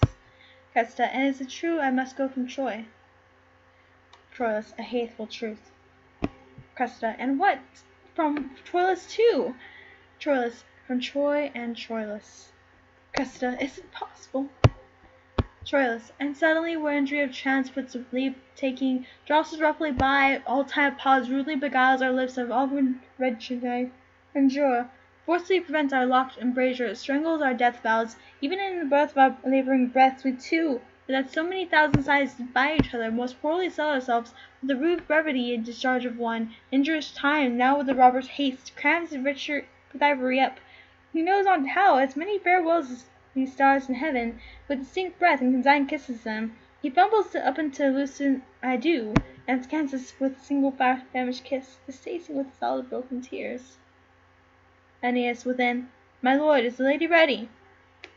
Troilus to Cressida, hark, you are called, say some genius to cries, come to him that instantly must die, bid them have patience, she shall come anon. Pandarus, where are my tears? For aim to lay this wind, oh my heart be blown up to thy root. Cressida, I must then to the Grecians. Troilus, no remedy. Cressida, this a woeful crested amongst so merry Greeks. When shall we see again? Troilus, hear me, my love. Be thou but true of heart. Cressida, ay, true. How now? What wicked doom is this? Troilus, nay, we must use our explanation kindly. What is parting from us, I speak not by thou true, as fearing thee, for I will throw my gloves to death myself, and there is no maculation in thy heart. But be thou true, I say aye, to fashion my sequent protestation. Be thou true, and I will see thee. Cressida, oh, you shall be exposed, my lord, to dangers as infinite as imminent, but I will be true. Troilus, and I will go friend with danger. Troilus gives Cressida a sleeve. Wear this sleeve. Cressida gives Troilus a glove, and you this glove. When shall I see you? Troilus, I will corrupt the Grecian sentinels to give thee nightly visitation, but yet be true. Cressida, oh heavens, be true again. Troilus, hear why I speak in love. The Grecian youths are full of quality, they are loving and well composed, with gifts in nature, flowing and swelling over the arts and exercise. How novelties may move and parts of the person, alas, a kind of godly jealousy, which I beseech you all call a virtuous sin, makes me afraid. Oh, you're better. Okay, I see you. Cressida, oh heavens, you love me not. Troilus, die I a villain then. In this I do not call your faith in question, so manly as I my merit. I cannot sing, nor heal of high vault, nor sweeten talk, nor play a supple game, fair virtues all to which Grecians are most prompt and pregnant. But I can tell that in each grace of these there lurks a still and dumb discursive devil, that tempts most commonly. But be not tempted. Cressida, do you think I will? Troilus, no, but something may be done that we will not, and sometimes we are devils on ourselves, when we tempt the frailty of our powers, presuming on their changeful potency. Aeneas within, nay, good my lord. Troilus, come, kiss and let us part. Paris within, brother Troilus. Troilus, good brother, come you hither, and bring Aeneas and the Grecian with you. Cressida, my lord, will he be true? Troilus, who I? Alas, it is my voice, my vice, my fault. While the yellow vision crafts your pin, I, with great truth, catching your simplicity, so with whilst some cunning gilds and copper crowns, with truth and plainness, I do swear by my bear. Enter Diomed and the Greeks with Aeneas, Paris, Antenor, and the Phoebus following. Fear not my truth, the more of my wit, it is plain true, that is all of reach of it. Welcome, Sir Diomed, here is the lady which Antenor will deliver you.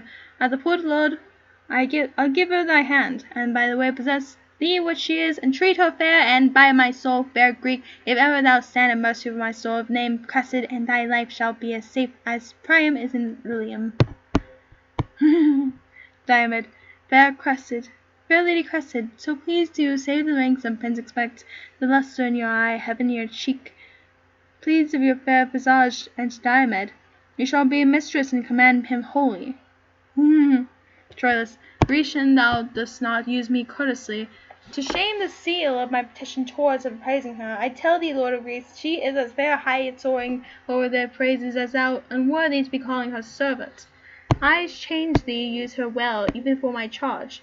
For by the dreadful Pluto, if thou dost not throw the great book, Achilles be thy god, I'll cut thy throat. Diomed, I will be not moved, Prince Troilus. Let me be privileged by my place and message to be a speaker free. When I am hence, I'll answer to my lust, and no, my lord, I'll nothing do on charge. To her own worth shall she be reprised. But that you say, be it so, I'll speak it my spirit and honor. No. Troilus, come to the port, I'll tell thee, Diomed, this brave shall often make thee to hide thy head. Lady, give me your hand, and as we walk to our open cells, spend are we our naval talk. Sound trumpet. Paris, hark, Hector's trumpet. Aeneas, how have we spent this morning? This prince must think me tardy and remiss, that swore the ride to him poor in field. Hi, Maggie. Hello. Paris, 'tis Troilus' fault. Come to the field with him. Exit all except Aeneas and Deiphobus. Let's make ready straight, Aeneas. Yet with bridegroom's precious larceny. Hello? Hi. I am live streaming Troilus and Cressida. I need to have it done for the quiz tomorrow. No? I have to go pick him up. What? Well, he didn't tell me this. Well, he's somewhere, because Grandma and David dropped it off. Yeah?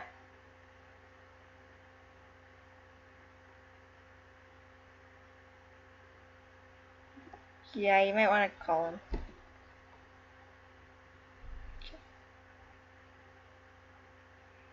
Okay, I love you. Bye.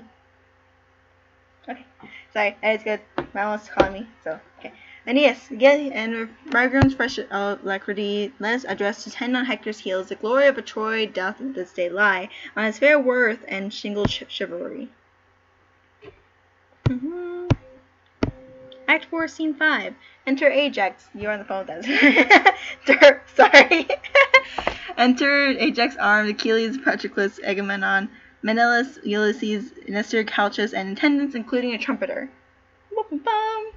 So all these people are mostly Greeks. Yeah, these are all Greeks, basically. And they're like, oh, what's going on? Agamemnon, to Ajax, here art thou in appointment fresh and air, anticipating time and starting courage. Give with that trumpet a loud note to Troy, thou treble Ajax, with the appalled air, may pierce the head of a great combatant, and hail him hither. Ajax, thou trumpet, there's my purse, now crack thy lungs, and split thy brazen pipe. Blow, villain, till thy beard riot's cheek, outswell thy cogged and puffed aquilon. Come, stretch thy chest and thy eyes spout blood, thou blowest for Hector. Sound trumpet. Ulysses. No trumpet answers. Achilles. 'Tis but early days. Enter Cressida, escorted by Diomed. Bum bum bum. Agamemnon. Is not young Diomed with Calchas' daughter? Excuse me. Ah! Ugh. That's gross. I'm sorry. Ugh. Ulysses. 'Tis he. I ken the manner of his gait. He rises on the toe. That spirit of his aspiration lifts him from the earth. Agamemnon. Is this the Lady Cressida? Diomed. Even she? Agamemnon. Most dearly welcome to the Greece, sweet lady. He kisses her. How dare? How dare you? Nestor. Our general doth salute you with a kiss. Does he? Ulysses. Yet it's kindness, but particular. 'Twere better if she were kissed in general. Nestor. And very courtly counsel. I'll begin. What the heck? Why are you kissing her? So much for Nestor. What? Achilles. I'll take that winter from your lips, bro. What the fudge? Why are they all just kissing her? What? Achilles bids you welcome. I just like a bunch of kisses from what the heck? Menelaus. To Cressida, I had good argument for kissing once. I had a good argument. Yeah, you had a good argument because you're a king and everything, but Patroclus, but no argument for kissing now, for thus popped Paris in his haughtiness and potted thus, and you and your argument. Why are you kissing her? Why? Why? Why? She has nothing to say about any of this. This is like Ulysses, oh, that the gallantly mauled scorns, for which we lose our heads to gilded horns. Patroclus, we first what? Again, you kiss her again? Yeah, you kiss her again. But first was Menelaus' kiss, this mine. What? Patroclus kisses you. Why? Why? Menelaus, oh, this is trim. Patroclus to Cressida, Paris and I kiss evermore for him. Oh my gosh. Menelaus, I'll have my kiss, sir. Lady, by your leave. Cressida, in kissing, do you render or receive? Receive. Cressida holds him off? Question mark? It's just like, do you render or receive? Patroclus, both take and give. Cressida, I'll make my match live. The kiss you take is better than you give, therefore no kiss. Holding him off still, just like, is he? Menelaus, I'll give you boots. I'll give you three for one. Cressida, you are an odd man. Give even or give none. Menelaus, an odd man, lady. Every man is odd. Cressida, no, Paris is not, for no is 'tis true. But you are odd, and he's even with you. Menelaus, you took me on the head. Cressida, no, I'll be sworn. I like how she's talking to the king, basically like this, just like, you are just, no. Ulysses, if it were no match, your nail against his horn, may I, sweet lady, beg a kiss of you, even though you already kissed her. Cressida, you may. Ulysses, I do desire it. Cressida, why beg then? Ulysses, why then, for Venus' sake, give me a kiss when Helen is a maid again, and his. Cressida, I am your debtor. Claim it when 'tis due. Ulysses, never is my day, and then a kiss of you. Diomed, lady, a word, I bring you to your father. He leads her across stage to Calchas. Finally, just get away. Nestor, a woman of quick sense. Ulysses, fie upon her. There's language in her eye, her cheek, her lip. Nay, her foot speaks, her wanton spirit look out. At every joint and motive of her body, on these encounters so glib of tongue, that give a coasting welcome ere it comes, and widen clasps the table of the thoughts to every tickling reader, set them down for such spoils of opportunity, and daughters of the game. Exeunt Cressida and Calchas, finally. Enter Hector, armed, Paris, Aeneas, and Helenus, Troilus.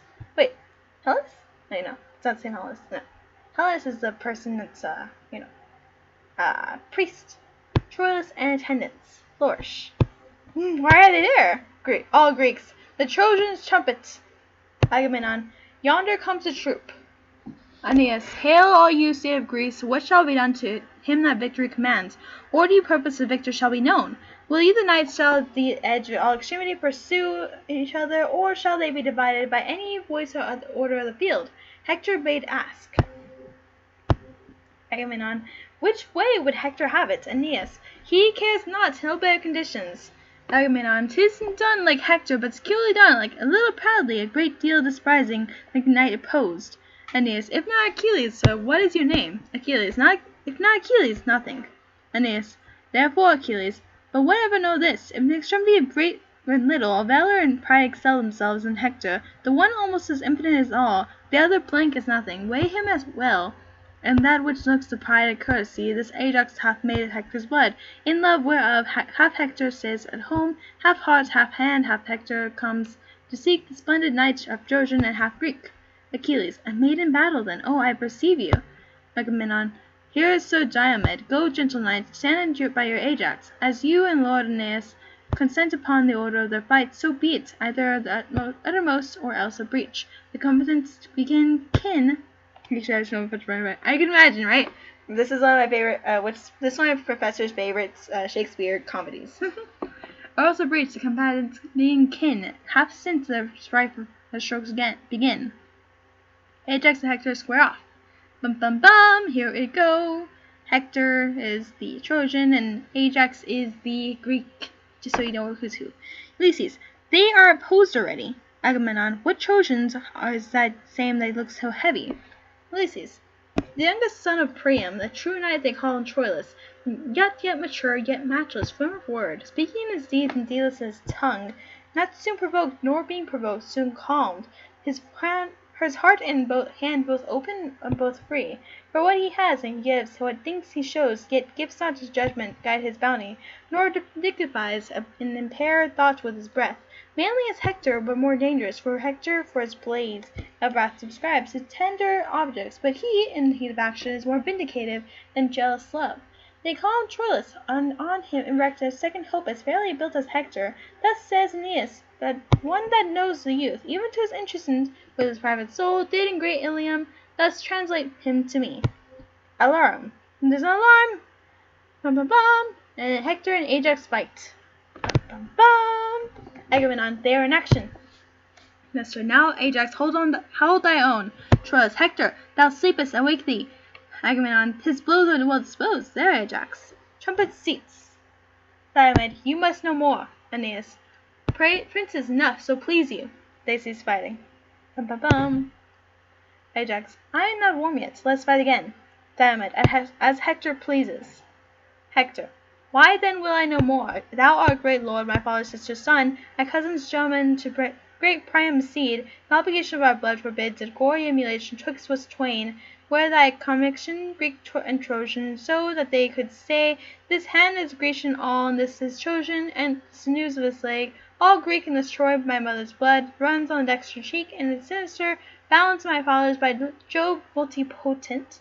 Thou shouldst not bear from me a Greekish member, where my sword had not impressure made of our rank feud, but the just gods gainsay that any drop of the brows from my other, that my sacred aunt, should by my mortal soul be drained.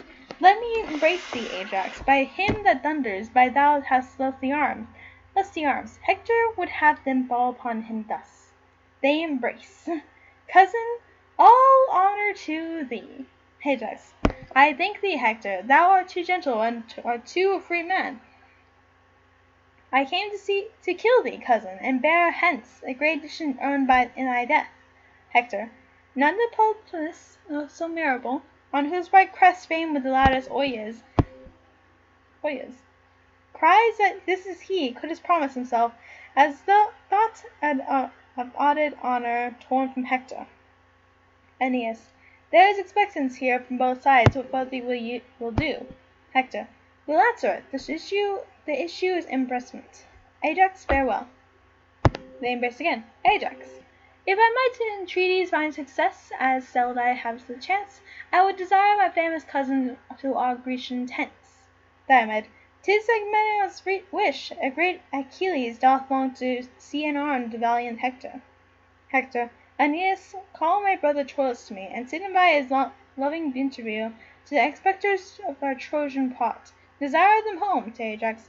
Give me thy hand, my cousin, I will go with thee, and see your knights. Enter to stage, front, Agamemnon and the rest. Bum bum. Ajax, great Agamemnon comes to meet us here. Hector to Aeneas, the worthiest of them, tell me by my name, but for Achilles mine own searching eyes shall find him as large and portly size.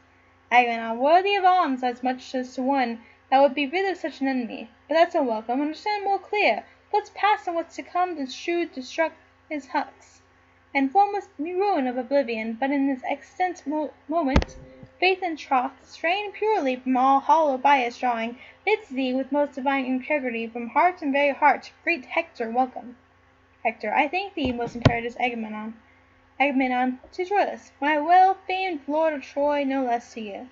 Menelaus, let me confirm my princely brother's greeting. You brave and warlike brothers, come hither. Welcome hither. So, he embraces Hector and Troilus? Question mark? Why is this all question marks? He embraces them? What? Oh, what? He's actually embracing people? The king is embracing Hector and Troilus, the two Trojans? What? Is that what this is? Hector, who must we answer?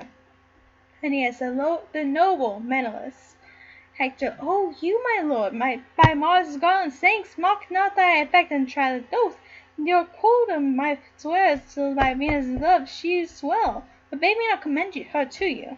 Menelaus, name her not now, sir, she's a deadly thing. Helen is a deadly thing. That Helen is. Hector, oh pardon, I offend.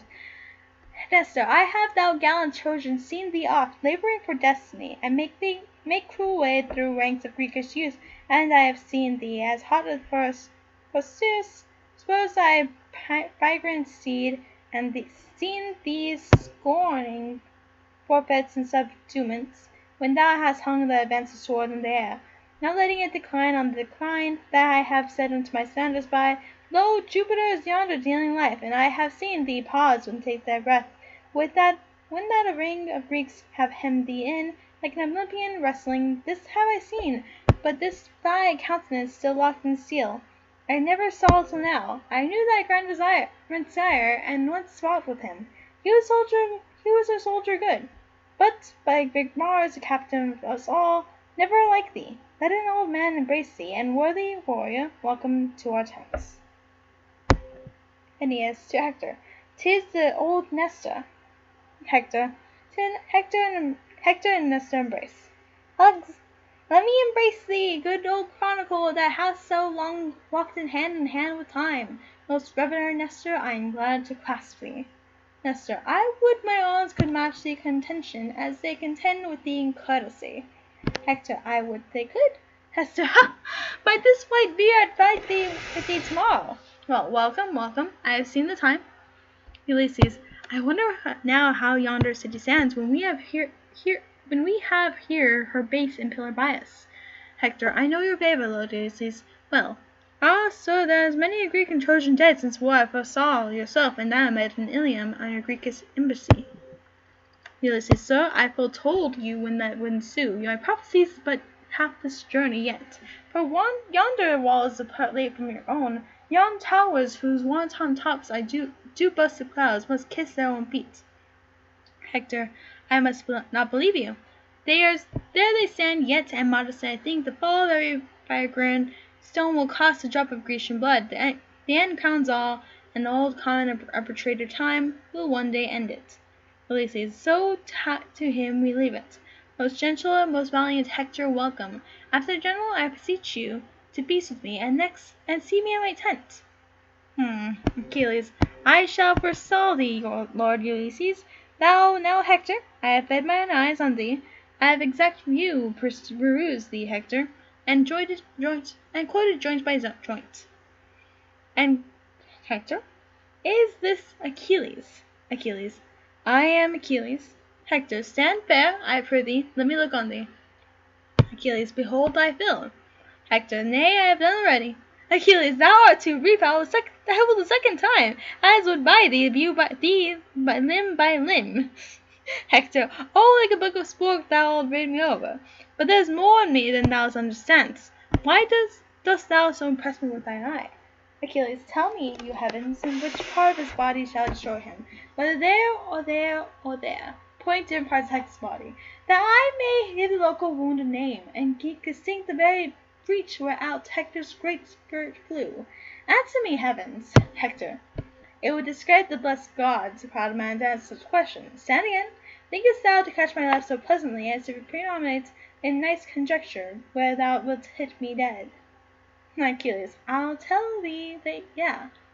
I like how they're just talking about how they're going to be battling soon. They're just like throwing each other. Oh, things, it's like, this isn't even a phone-to-phone conversation. This is just them talking straight up to each other. Hector. What art thou, the oracle? Tell me so. I do not believe thee. Henceforth guard thee well, for I'll not kill thee there, nor there, point to different parts of Achilles' body, but by the forge that steppeth the Mars his helm, I'll kill thee everywhere, yea, over and over. Your wisest Grecians pardon me this brag, his insolence draws falling from my lips, but I'll endeavour deeds to match these words. Or may I never? Ajax. Do not shaft thee, cousin, and you, Achilles. Let these threats alone until actions and providence bring you to it. You may every day enough, Hector, if you have stomach. The general state, I fear, can scarce entreat you to be odd with him. Hector. To Achilles, I pray you, let us see you in the field. We have had pelting wars, since you refused your Grecian's cause. Achilles. Dost thou entreat me, Hector? Tomorrow do I meet thee. Bell as death, tonight, all friends. Hector. Thy hand upon that match. Agamemnon. First, all you peers of Greece go to my tent. There in full convive you. Afterwards, detectives, leaders, and your bounties all shall concur together. Several entreat him. Beats aloud at taverns. Let the trumpets blow, and that this great soldier may his welcome know. Bush. Exeunt all but Ulysses and Troilus. Troilus. My lord Ulysses, tell me, I beseech you, in what place in the field doth Calchas keep? Ulysses. At Menelaus' tent, most princely Troilus. Most princely Troilus. There Diomed doth feast with him tonight, who neither looks on heaven nor on earth, but gives all gaze and bent and armor through on the fair Cressida. Troilus. Shall I, sweet lord, be bound to thee so much, after we part from Agamemnon's tent, to bring me thither? Ulysses. You shall command me, sir. As gentle, tell me what honour with this Cressida in Troy. Has she no lover there that wails her absence? Troilus. Oh, sir, such a boasting shows as gods and mockers do. Will you walk on, my lord? She was beloved. She loved. She is, and doth. But still sweet love is food for the fortune's tooth. Exeunt. Act 5, Scene 1. We're on the last act, guys. There's 11 scenes. What? Enter Achilles and Patroclus. Achilles. I'll heat his blood, the Greek wine tonight, which with my skidmar I'll cool tomorrow. Patroclus, let us feast with him's height. Patroclus. Here comes Thersites. Enter Thersites, the bull. Ha ha! Achilles. How now, thou cord of envy? Thou crusty batch of nature, what's the news? Thersites. Why, thou picture of what thou seemst an idol of idiot worshippers. Here's a letter for thee. Achilles. From whence, fragment? Thersites. Why, thou fool dish of fool, from Troy. Thersites. Handsome letter. Achilles reads. Patroclus. Who keeps tents now? Thersites. The surgeon's box of a patient's wound. Patroclus. Well said, adversity. And what needs these tricks? Thersites. Prithee, be silent, boy. I profit not by thy talk. Thou art to be Achilles' male varlet. Patroclus. Male varlet, you rogue. What's that? Thersites. Why, his masculine. Now the rotten disease of the stomach gets gripping ruptures, catarrhs, loads of gravel at back, lethargies, cold palsies, and the like, take again, and such preposterous discoveries. Patroclus. Why, thou damnable box of envy, what meanest thou to curse us? Thersites. Do I curse thee? He knows well what he's saying, and you know too. Patroclus. Why, no, you ruinous butt, you indistinguished cur. Thersites. No. Why art thou then exasperate? Thou idle, immaterial skein of sleeve silk, thou green sarcenet flap of sole eye, thou tassel of particles purse, thou? Ah, how the poor world is pestered with such waterified diminutive natures. Patroclus. Out, gal. Thersites. Finch egg. Achilles. My sweet Patroclus, I am thwarted quite for my great purpose in tomorrow's battle. Here's an item letter from the Queen Hecuba, a token from a granddaughter, my fair love, both taxing me and engaging me to keep an oath which I have sworn, I will not break it. All Greeks from Queen Hecuba. Wait, Hecuba. Who's Hecuba? It's not Helen. Hecuba. Where's Hecuba? Who be you, Hecuba? I guess you're no one. But you are someone. You're just a queen. That's so weird. You're a queen of something, but you are not there.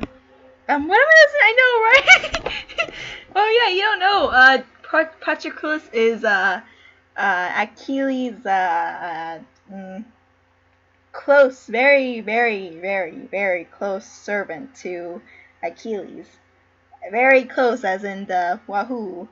Okay, my sleep. Okay, so I know that I sworn I will not break it. All Greeks' vile fame, honor, go for say, my major vow lies here. This I'll obey. Come, Thersites, help to trim my tent. This night is banqueting must all spent. Away, Patroclus. Exits with Patroclus. Lesties. With too much blood and too little brain, these two may run mad, but with too much brain and too little blood they do, I'll be cure of madmen. Here's Agamemnon, an honest fellow enough that loves quails, but he has not so much a brain as earwax, and the goodly transformation of Jupiter there. His brother, the bull, the primitive statue of oblique memorial crocodiles, thrifty chewing horn. Yeah, something like Mistress, but he's a guy. So that's what he's making fun of. Thirsty is making fun of him because of the practices they do to each other. Because the thing that's why is it so hard to say? The way the Google search said it was just like, oh, okay, okay, that word, yes, okay, that word, that's that word, okay. Here's Agamemnon on his fellow, primitive gold, the thrifty shoeing horn and chain, the hanging at his brother's leg. To what form but that he is, should wit larded the malice and malice forged, with wit turn him to a donkey were nothing, he is both an axe and ox. To an ox were nothing, he is both ox and donkey. To be a dog, a mule, a cat, a fish, a toad, a lizard, an owl, a puttock, or hearing without a row, I would not care. But to be Melanus, I could conspire against destiny. I must be not what I would be if I had not Thersites, for I care not to be the louse of a lizard, so I were not Melanus. Hey day, spirits and fires! Enter Hector, Troilus, Ajax, Agamemnon, Melanus, Ulysses, Nestor, Diomed, lights. Because they do the do. Yeah, they do the do. Because they do the do. And it's the way Google said it. And we're just like, oh, okay, I'm just gonna exit out now and just go away. Just needs self. Okay. So now you have all these people. Enter. Agamemnon.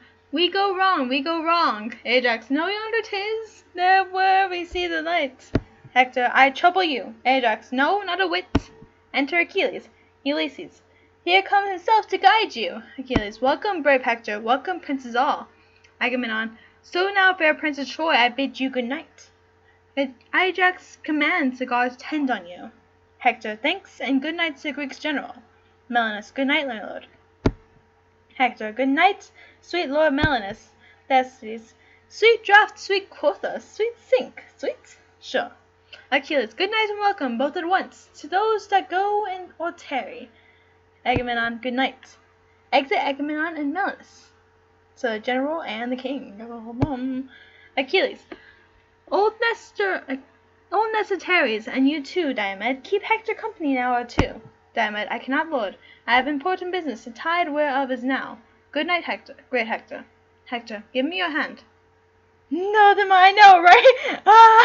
I don't even have the monetization. What are you talking about? Hector. Give me your hand. Ulysses. Troilus. Follow his torch. He goes to Calchas' tent. I'll keep you company. Troilus. 'Tis Ulysses. Sweet sir, you honor me. Troilus and Ulysses follow Diomed. Hector to Diomed, and so good night. Achilles. Come, enter my tent. Exit all except for Thersites. Thersites aside. That same Diomed's a false hot rogue, a most unjust knave. I will no more trust him when he leers, than I will a serpent when he hisses. He will spend his mouth and promise like a brabber a pound, but when he performs, astronomers foretell it, that is prodigious. There will come some change. The sun borrows from the moon when Diomed keeps his word. I will rather leave to see Hector than not to dog him. They say he keeps a Trojan job, and uses it to trade Calchas' tent. I'll after. Nothing but lechery. All incontinent valets. Exit. Get in. Act 5, Scene 2. Enter Diomed. Diomed. What are you up to here? Who did it? I am live streaming. I am live. Okay. What are you up here? Oh, speaking? Speak! Couch, enter Couchus. Couchus, who calls? Diomed, Diomed. Couchus, I think. Where's your daughter? Couchus, she comes to you. Enter Troilus and Ulysses, followed by a distance by Decides. Ulysses to Troilus. Stand where the torch may not discover us. Enter Cressida. Troilus to Ulysses. Cressida comes forth to Diomed to Cressida. How now, my charge? Cressida. Now, my sweet guardian, hark a word with you. Cressida whispers Diomed. Troilus. Yeah, so familiar. Ulysses aside. She will sing any man at first sight. Will she? Will she? Decides. And any man may find her if he can take her life. She's noted. Diomed. Will you remember? Stop it! I'm gonna. Stop. Cressida. Remember, yes. Diomed. Nay, but do then, and let your mind be coupled with your words. Troilus. And what should she remember? Ulysses. List. Cressida. Sweet honey Greek tempting no more to folly. Decides. Roguery. Diomed. Nay then. Cressida. I'll tell you what, Diomed. Fo. Come tell a pin. You are forsworn. Cressida. In faith I cannot. What would you have me do? Ulysses. A juggling trick, to be secretly open. Diomed. Wait, Decides there too? Wait, is there a scene watching with Troilus and Ulysses? Diomed. What did you swear you would bestow on me? Oh, Cressida? She is the one that's in love with Troilus and Cressida are together, sort of, but she was taken in place to be able to give back a prisoner that was on the Trojan side, so she was given to the Greeks, and so now Diomed is kind of courting her, I guess, in a way. That's the best way I could describe it. Or watching her, at least. So it's like, What did you swear to bestow on me? Cressida, I prithee, I do not hold me to mine oath. Bid me to do anything but that, sweet Greek. Diomed, good night. Diomed turns to go. Troilus, hold patience. Ulysses, Troilus, how now, Trojan? Cressida, Diomed. Diomed, no, good night. I'll be your fool no more. Jeez, Troilus, thy better must. Cressida, hark, one word in your ear. Cressida whispers to Diomed. Troilus, oh plague and madness. Ulysses, you are moved, friends, let us depart, I pray you. Lest your displeasure should enlarge itself to wrathful terms. This place is dangerous. The time right is deadly, I beseech you, go. Troilus to Ulysses, behold, I pray you. Ulysses, nay, good my lord, go up. You flow into great distraction. Come, my lord. Troilus, I pray thee, stay. Get off my computer. There. Ulysses, you have no patience, come. Troilus, I pray you stay. By hell and torrent, I will not speak a word. Diomed, and so good night. Diomed turns to leave. Cressida, nay, but you pardon anger. Troilus, sighed, doth that grieve thee? Oh, with a truth. Ulysses, why, how now, lord? Troilus, by Jove, I will be patient. Cressida, guardian, why Greek? Diomed, foe, adieu, you palter. Cressida, in faith I do not come hither once again. Ulysses, you shake, my lord.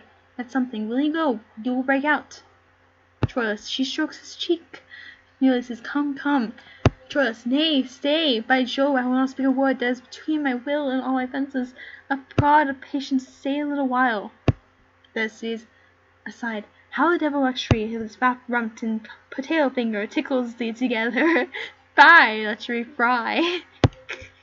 Diomed, but will you then? Cressida, in faith I will, lo, never trust me else. Diomed, give me some token of your surety of it. Cressida, I'll fetch you one. And she exits. Ulysses, you have sworn patience. Troilus, fear me not, sweet lord, I will not be myself, nor have condition of what I feel. I am all patience. Enter Cressida, carrying a sleeve. How dare! Decides, now the pledge, now. Cressida, here, Diomed, keep this sleeve. Troilus, oh beauty, where is thy faith? Ulysses, my lord. Troilus, I will be patient, absolutely I will. Cressida, you look upon that sleeve, behold it well. He loved me, oh false wench, don't give it to me again. Cressida takes the slave from Diomed. Aw. Diomed, who was it? Cressida, it is no matter, now I have it again. I will not meet with you tomorrow night. Prithee, Diomed, visit me no more. Thyrsis, now she sharpens. Well said, Whetstone. Diomed, I shall have it. Cressida, what, this? Diomed, aye, that.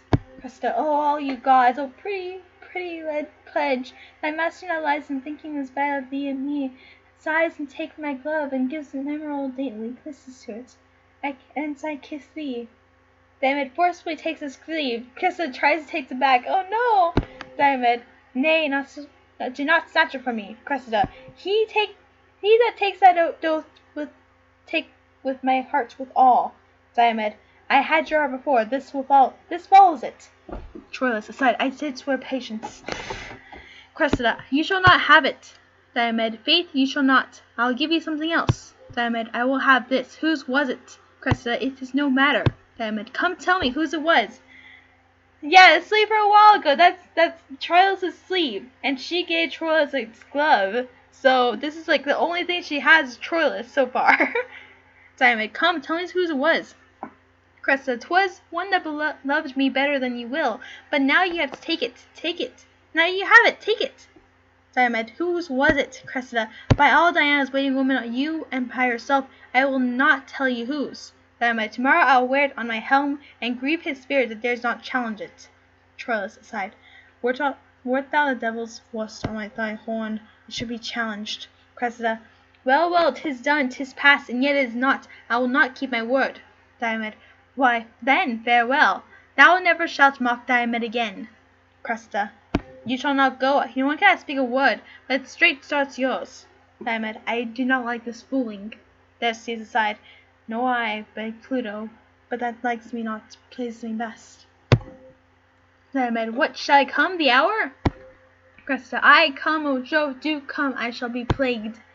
Diomed, farewell, till then. Jeez. Diomed exits. Cressida, good night, I prithee come. Troilus, farewell, when I yet looks on thee. But with my heart the other doth see. Ah, but poor us! This fault in us I find. This error by our eyes directs our mind. What errors thus leads must err. Oh, then conclude, mind swayed by eyes, are full interpreted. Exit. With couches? Question mark? Why is always a question mark? Thyrstes, a proof of strength she could not publish more, unless she say, my mind is now turned. Ulysses, all is done, my lord. Troilus, it is. Ulysses, why stay we then? Troilus, to make a recordation to my soul of every syllable that here was spoke. But if I tell how these two did coet, shall I not lie in publishing a truth? Sith yet there is a credence in my heart, esperance of so obstinately strong, that doth input the tests of eyes and ears, as if those organs of deceptive function, created only to culminate, was Cressida here. He is salty, right? Right? Boy. This extent she doesn't want you. Golly. Ulysses, I cannot conjure a Trojan. Troilus, she was not sure. Ulysses, more sure she was. Troilus, why, my negation hath no case of madness. Ulysses, now mind, my lord, Cressida was here but now. Troilus, let it not be believed of our womanhood. Think, we had mothers. Do not give advantage to stubborn critics apt without a theme, for deprivation to square the general by Cressida's rule. Rather think this not Cressida.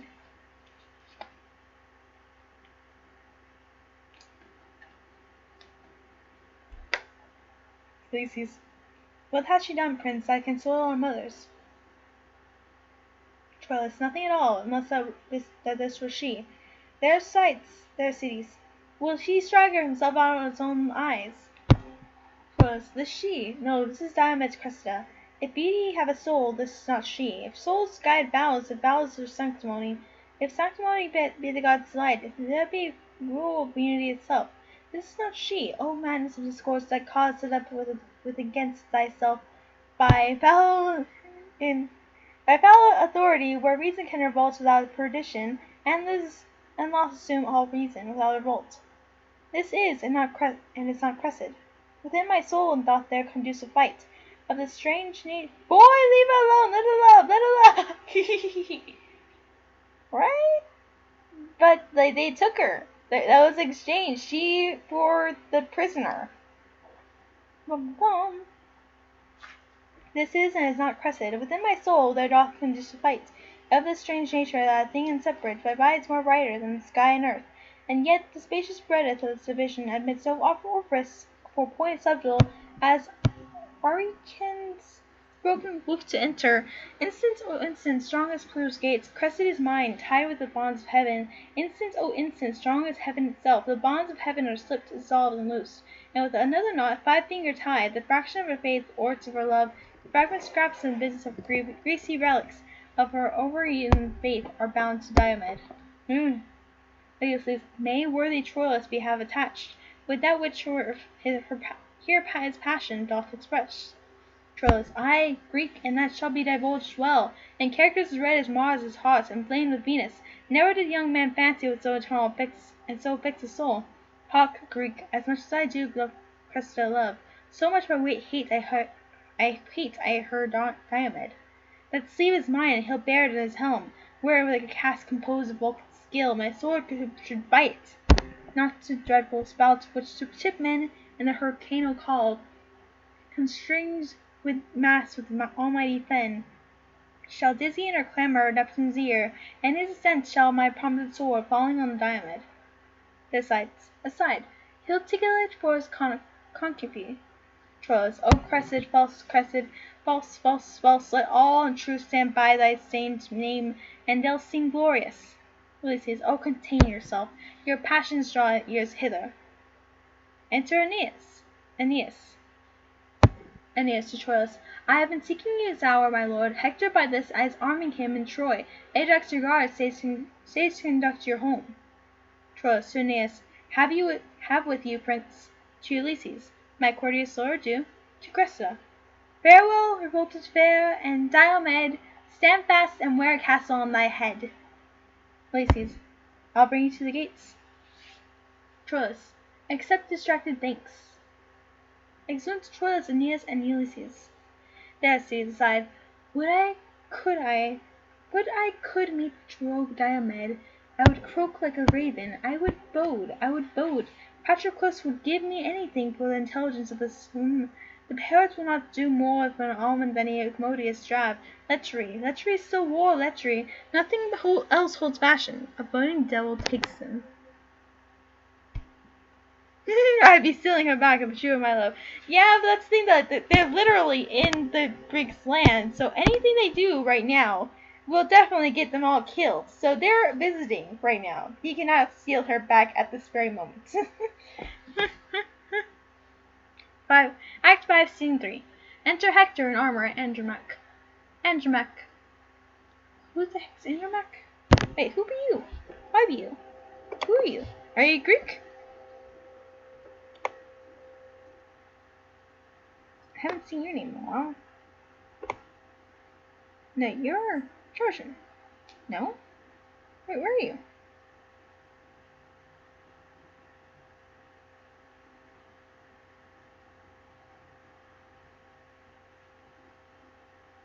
Where's Andromache? Andromache, where are you? Oh, here. Oh, Hector's wife. What? Hector has a wife? Dang, I haven't met her yet. And I confused her for a man. Probably. I meant to get a spy and steal her back. They had spies back then. I mean, I'm pretty sure they did, of a sort. But I mean, like, again, like, that war, there's a war. And there, I doubt, like, you know, it'd be that easy to get her back. Enter Hector in armor, Andromache. When was my lord so much originally tempered, to stop his ears against admonishment? Unarm, and do not fight today. Hector, you train me to offend you. Get you gone? By the everlasting gods, I'll go. Andromache, my dreams will prove ominous to the day. Hector, no more, I say. And to Cassandra. Cassandra is a crazy sister who, well, is seen as crazy, but actually knows what's going to happen in the future. But Apollo, like, cursed her so that everyone who hears her speak the truth and everything will think of her as just someone that's mad. So, Cassandra, where's my brother Hector? Andromache, Here, sister, armed with bloody intent, consort with me in loud and clear petition, pursue we with him on knees, for I have dreamt of bloody turbulence, and this whole night. I know, right? It feels like, oh, of bloody turbulence this whole night hath nothing been but shapes of forms of slaughter. Cassandra. Oh, 'tis true. Hector. Ho, bid my trumpet sound. Cassandra. No, no, to sally for the heavens, sweet brother. Hector. Begone, I say, the gods have heard me swear. Cassandra. The gods are deaf to hot or peevish vows. They are polluted offerings more abhorred than spotted livers in sacrifice. Andromache to Hector. Oh, be persuaded to not count on wholly to hurt. By being just, it is less lawful. For we would give much to use violent thefts, and rob him by behalf of charity. Cassandra. It is a purpose that makes strong the vow. But vows to every purpose must not hold. Unarmed, sweet Hector. Hector. Hold you still, I say. Life every man holds dear, but the dear man holds honor far more precious than my life. Enter Troilus and Alma. How now, young man, meanest thou vow today? Andromache. Cassandra, call my father to persuade. Exit Cassandra. Hector. She needs all love. Yeah, she does. Hector. No faith, young Troilus, doth thy harness. Youth. Wait, who came in? Enter Troilus. Yeah, no, Troilus entered. No faith, young Troilus, doth thy harness. Youth. I am today endiven in chivalry. Let grow thy sinews till their knots be strong, and tempt not yet the brushes of war. Unarm thee, go, and doubt thou not, brave boy, I'll stand today for thee and me and Troy. Troilus. Brother, you have vice of mercy in you, which better fits a lion than a man. Hector. What vice is that? Good Troilus, chide me for it. Troilus. Many times the captive Grecian falls, even in the fan of the wind they bear swords. You bid them rise and live. Hector. Oh, 'tis fair play. Troilus. Fool's play, by heaven, Hector. Hector.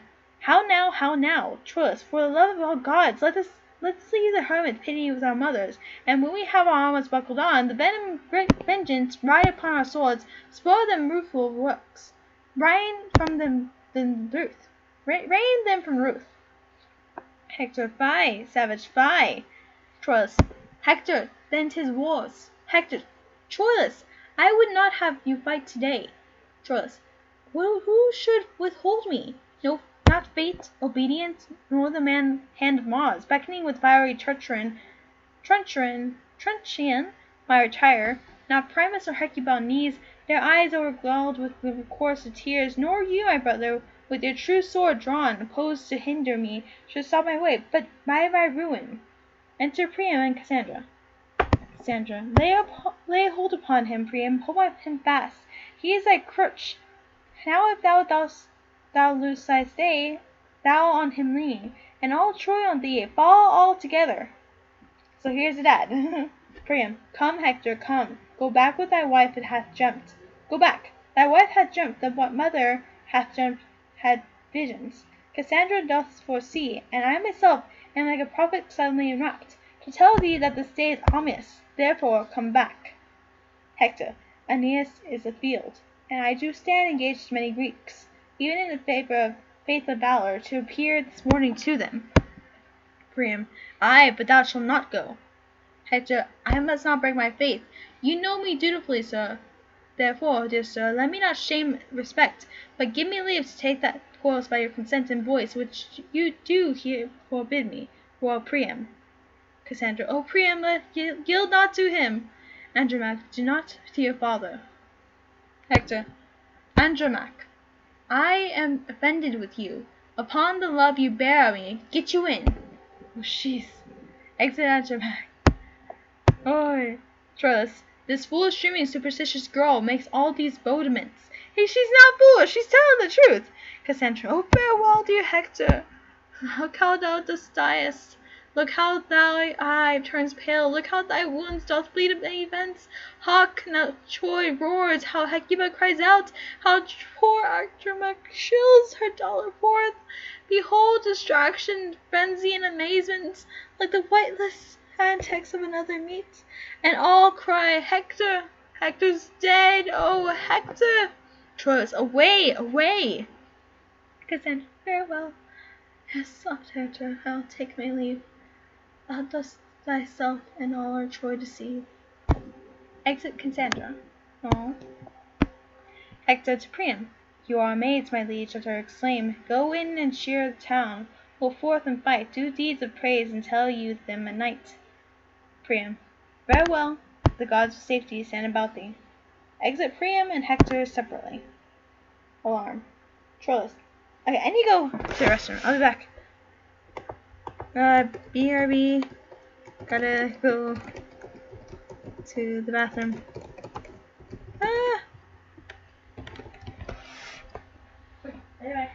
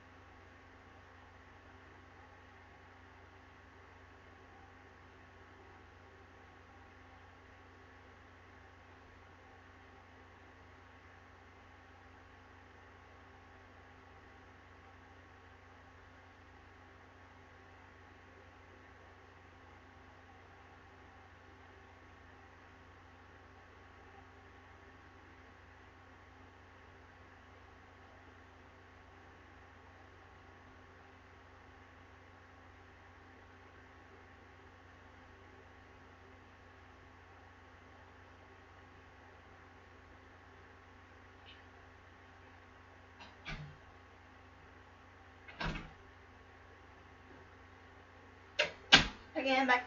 Open up. I'm back. Hello, I'm back. Hello, back. Back. Okay. Hector to Priam, you are maids, my liege, I exclaim. Okay, farewell, God safe about thee. So they exit, and she's like, Hector, you're gonna die. Oi, alarm. Troilus, they are at it, talk. Proud Diomed, believe to come to lose my arm or win my sleeve. Enter Pandarus with letter. Pandarus, do you hear, my lord? Do you hear? Troilus, what now? Pandarus, here's an item. Letter. Who's it? Letter come from your poor girl. Troilus, let me read. Troilus reads. Pandarus. Binku. A horse on. Oh, I said the word. Sick. Rascally. This. What the heck? This. What is this? What's this word? What is this? Physic? What is this word? Physic? Wasting illness on lungs. How do you pronounce it? It's like, physic? But physic? It's so weird. Okay, anyway. I mean, maybe Isaac. Isaac. Rascally Isaac so troubles me, and the fool's fortune of this girl, what one thing, what another, that I shall leave you one of these days. And I have a room in my eyes too, and such an ache in my bones, that unless a man were cursed, I cannot tell what to think on it. What says she there? Troilus. Words, mere words, no matter what from the heart, they affect also operate another way. He tears the letter and throws it into the wind. Go to wind. Their tone of praying together my love and words and error she still feeds, but edifies another with her deeds. Pandarus. Why, but you were here you? Troilus. Hence, brother lackey ignominy, and shame pursue thy life, and live I with thy name. Alarum. Of the alarm. Alarm, and they all exit. So here comes the fight, maybe. Oh, still no. Here comes the fool. Never mind. Act 5, Scene 4. Enter Thersites and Shurzen. Thersites. Now they are clawing one another. I'll go look on. That assembling optimal ballet. Diomed has got the same scurvy, doting, foolish young knave, the slave of Troy, there on his helm.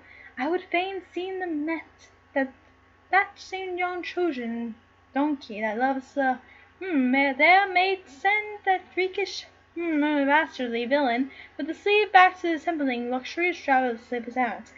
On the other side, the policy of those crafty swearing rascals, that stale old mouse eaten rice cheese, Nestor, and the same dog fox Ulysses, is not proved worth a blackberry. They set me up with the policy of mongrel curl, Ajax, against a dog of a bad kind, Achilles. And now is the cur Ajax prouder than the cur Achilles, and will not arm today. Whereupon the Grecians began to proclaim barbarism, and policy grows into ill opinion. And Diomed, with Cressida's sleeve in his helmet, and Troilus. Soft, here comes the sleeve in the other. Maybe I'm home. Troilus, fly not, for shouldst thou take the sticks. I would swim after. Diomed, thou dost miscall, retire.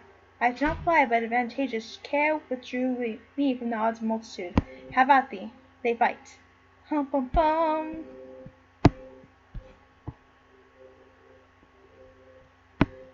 Thersites, hold thy, Grecian, hold thy, Trojan. Now for thy, Trojan. Now the sleeve. Exit Diomed and Troilus finally. So they're exiting and fighting at once? Okay then. Enter Hector. Hector, where art thou, Greek? Art thou Hector's match? Art thou blood and honor? Thersites, no, I am a rascal, a surly, railing knave, a very filthy rogue. Hector, I do believe thee. Live. Jeez, Hector was about to strike him down. It's like, no, I'm just a rascal. Thersites, God and mercy, thou wilt believe me, but a plague break thy neck for frighting me. What becomes of wrenching rogues? I think they'll have swallowed one another. I would laugh at that miracle, yet in a sort of lechery eats itself. I'll seek them. Exit. Act 5, Scene 5. Enter Diomed and servants. Diomed, go, my servants, and take thou Troilus' horse. Present thy fair steed to my lady Cressida. Fellow, commend my service to her beauty. Tell her I have chastised the amorous Trojan, and her knight by proof. Servant. Oh, he droops. Oh no!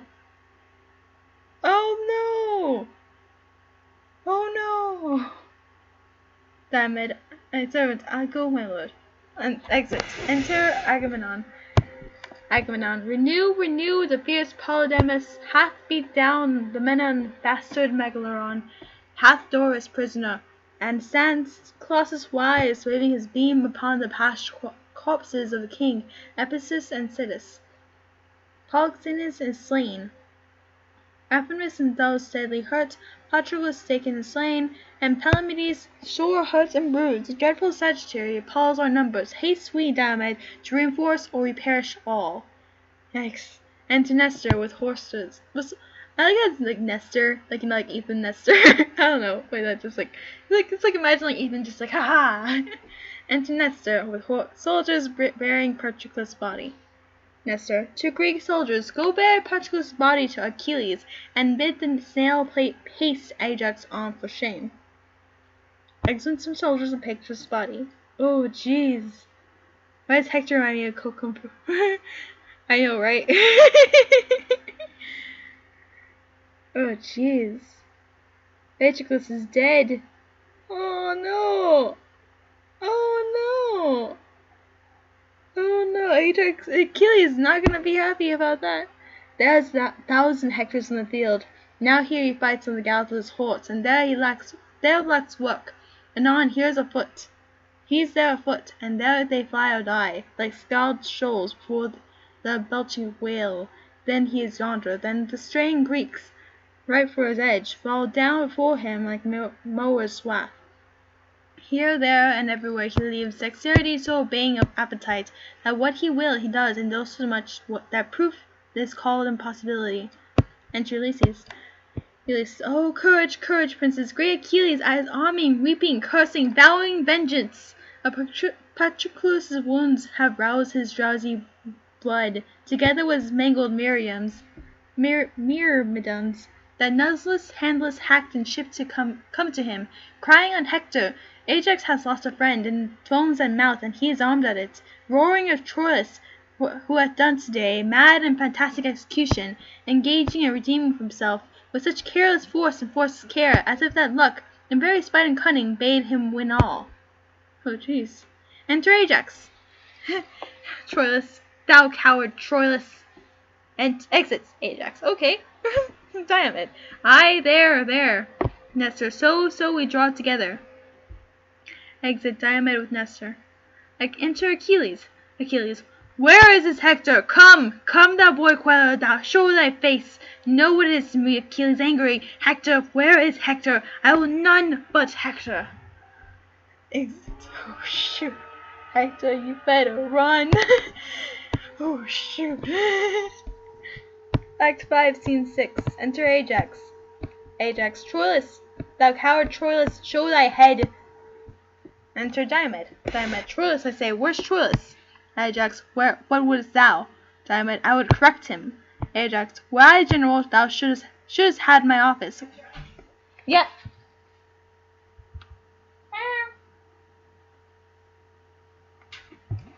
Hey, Jack.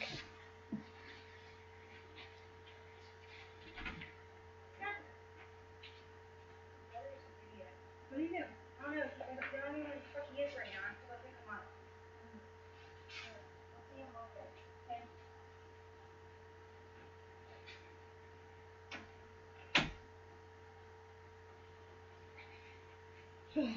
Okay. Jacob. Golly.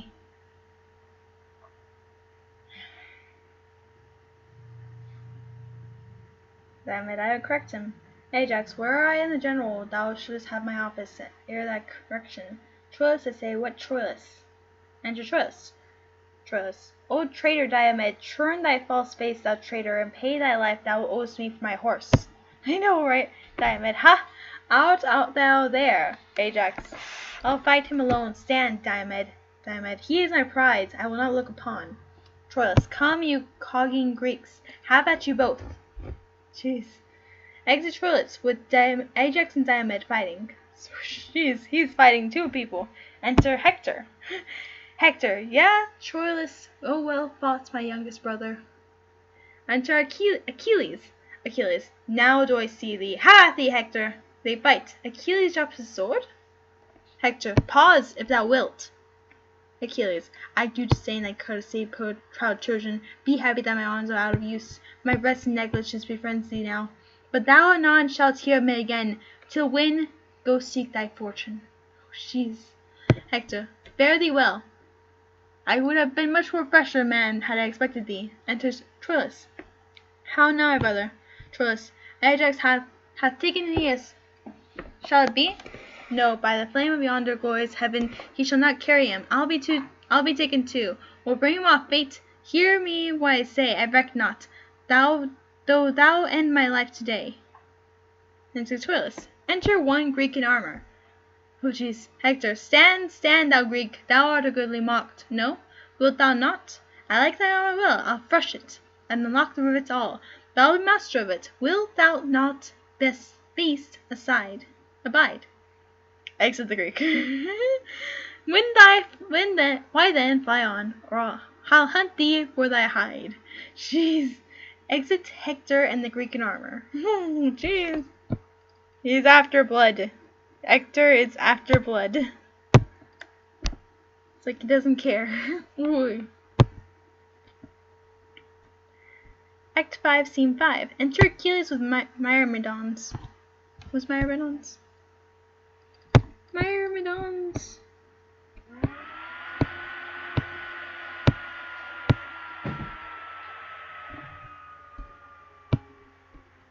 I don't know where. There's like a lot of moving around in this play.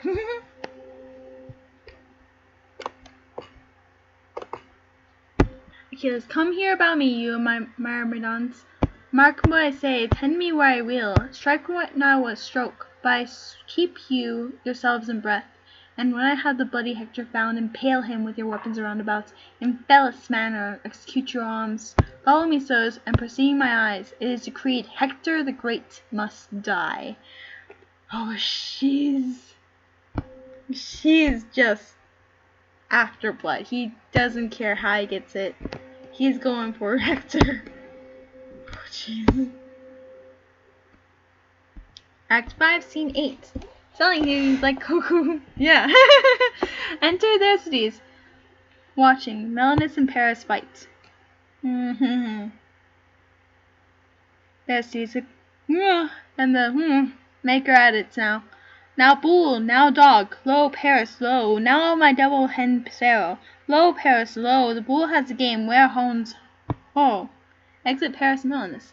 Enter Margalon, turn slave and fight. Thersites. What art thou? Margalon, a bastard son of Priam's. Oh, jeez. Thersites. I am bastard too. I love bastards. I am bastard begot, bastard instructed, bastard in mind, bastard in valor, and everything illegitimate. One bear will not bite another, and wherefore should one bastard? Take heed, the quarrel's most ominous to us. Its son, he tempts judgment. Farewell, bastard. The devil take thee, coward. That's just like getting out all these little like fights. Just like, oh no, I'm not one to fight over here. It's just like, I'm a bastard too. Act 5, Scene 9. Enter Hector with armor he has won. Hector, most petrified core, so fair without thy goodly armor hath cost thy life. Now is my day's work done. I'll take good breath. Rest, sword. Thou hast thy fill of blood and death. Why do you disarm? You're about. Enter Achilles with Myrmidons. Achilles, look, Hector, how the sun begins to set, how ugly night comes breathing at his heels. Even with the veil and darkening of the sun, close days up, Hector's life is done. Hector, I am unarmed. Forgo this vantage, Greek. Achilles, strike, fellows, strike! This is the man I seek! Oh, shoot. They just instantly kill him. Ho! Ho! Ho! Oh! Oh! Oh! Oh! Oh! Oh! So, Ilium, fall thou! Now, Troy, sink down. Here lies thy heart, thy sinews, thy bone. On Myrmidons cry you all amain. Achilles hath the mighty Hector slain. Retreat sounds from both sides. Hawk, a retreat upon the Grecian pot. Myrmidon, the Trojan trumpet sound alike, my lord. Achilles, the dragon wing of Cnidos spreads of the stickler like the army separate. I know, it was like really quick. It's just like, that's he, and then it's like he dies. I mean, he wasn't armed. Like he stupidly unarmed himself. Like, boy. A dragon wing of night overspreads the earth, and stickler-like the army separates a half-supped sword that frankly would have been fed. Please sustain me, bait. Gus goes to bed. Achilles sheathes his sword. Come, tie his body to my horse's tail. Along the field I will the Trojan trail. Dragging the body. Oh, gee, the eggs are dragging the body. Oh, no, that's not going to look pretty. Jonesy!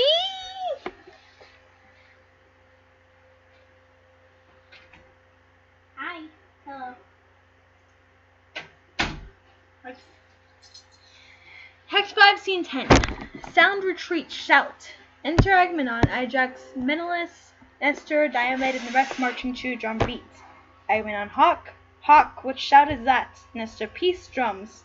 Drum cease. Greek soldiers. Achilles, Achilles, Hector slain, Achilles. Jeez. Diomed, the brute is Hector slain and by Achilles. Ajax, if it be so, yet bragless shall it be. Great Hector was man as good as he. Agamemnon, march patiently along. Let one be sent to pray Achilles. Let see us at our tent. If it is his death the gods have us befriended. Great Troy's ours, and our sharp wars are ended. I know, why? Act 5, Scene 11. I think it's the last scene, right? Oh, jeez. Alright. It's so short, though. Wait, why is it so short? Why are you short? You're the last scene. Act 5, Scene 11. Enter Aeneas, Paris, Antenor, and Deipologus. Aeneas, stand ho! Yet are we masters of the field. Never go home. Here starve we out the night. Enter Troilus. Troilus, Hector is slain. All Trojans, Hector! The gods forbid! Troilus, he's dead, and the murderer's horse's tail. In beastly sword dragged through the shameful field. Frown on, you heavens! Affect your rage with speed, sit gods upon your thrones, and smile at Troy. I say, at once let your brief plagues be mercy, and linger not on or show destructions on. Aeneas, my lord, you did discomfort all the host. Troilus, you understand me not, that tell me so. I do not speak of flight, or fear of death, but dare all eminence that gods and men address their dangers in. Hector is gone. Who shall tell Priam so, or Hecuba? Let him tell that will a screech owl be called. Go into Troy and say there, Hector's dead. There's a word will Priam turn to stone. Make wells and Niobes, of the maids and wives, cool statues of the youth, and, in a word, scare Troy out of itself, and march away. Hector is dead, and there is no more to say. Stay yet, you vile abominable tents, this proudly plight upon your fragrant plains. Let Titan rise as early as he dare. I'll through and through you, and thou great sized coward, no space of earth shall sunder our two hates. I'll haunt thee like a wicked conscience still, that mouldeth goblins, swift as frenzied thoughts. Strike a free march to Troy. With comfort go, hope of revenge shall hide an inward woe. Enter Pandarus. Pandarus, but hear you. Troilus, hence, broker lackey of me in shame, pursue thy life, and live with thy name. Exit all but Pandarus. Pandarus, a goodly medicine for mine aching bones. O world, thus is the poor aged despised. O traitor and bawds, how earnestly are we set to work, and how ill requited. Why should our endeavours be so desired, and the performance so loathed? What verse for it? What instance for it? Let me see. Full merrily humbled bee doth sing, till he hath lost his honey and his sting, and being once subdued in almond tail, sweet honey and notes together fail. Good traders in the flesh, set this in the painted cloth, as many as may be as we hear at Pandarus' hall. Your eyes half out, weep out of the Pandarus' fall, or if you cannot weep, yet give some groans, though not for me, yet for your aching bones. Brethren and sisters of the whole law trade, some 2 months hence my will shall here be made. It should be now, but my fear is this: some gallant goose of Winchester would hiss, and then I'll sweat and seek but for eases, and at that time bequeath you my diseases. This is the end. So they just like both sides retreated. Hector had killed a lot of Greeks in order to make them retreat too. And Trojans retreated. And there's no real happy ending for anyone. What? What? Okay then. Okay then. I guess that's the end of Troilus and Cressida? I guess. There's nothing else. There's nothing else to press. This Act 5, Scene 11. Okay.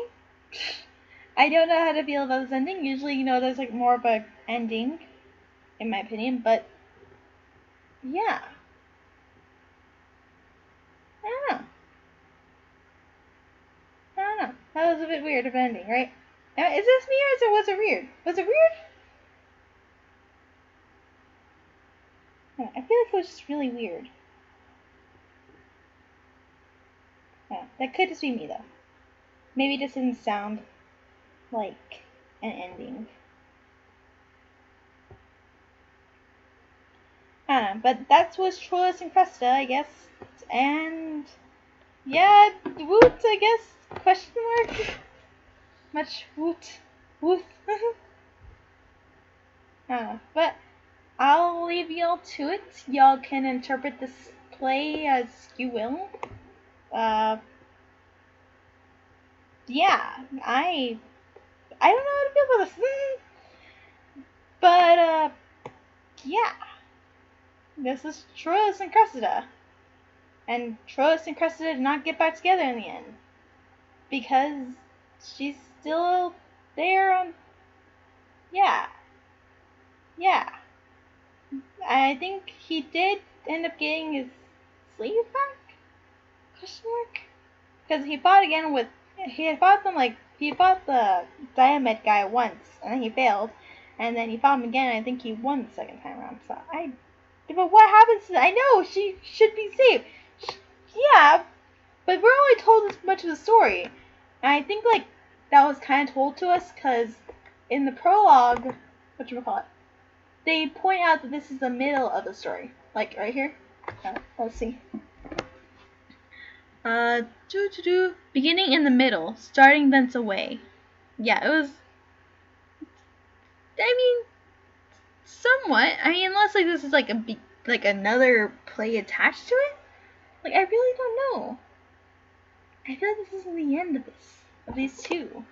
But I don't know, like, where and how this, like, goes on. Like, what is it even attached to? Huh. Maybe I'm just going mad. It's a weird ending. I don't know. Maybe I'm just reading it weirdly. I don't know. But anyway, I'm gonna leave it here. So interpret it as y'all like. Yeah. I will be back Sunday with the Tragedy of Othello. So the Tragedy of Othello will be on Sunday. Sunday. Okay. Cool. Great. I hope that one has like a better ending. Question mark. Okay. I love y'all. Be safe. Have a good day. Good night. Good evening. Good morning. Okay. Bye-bye.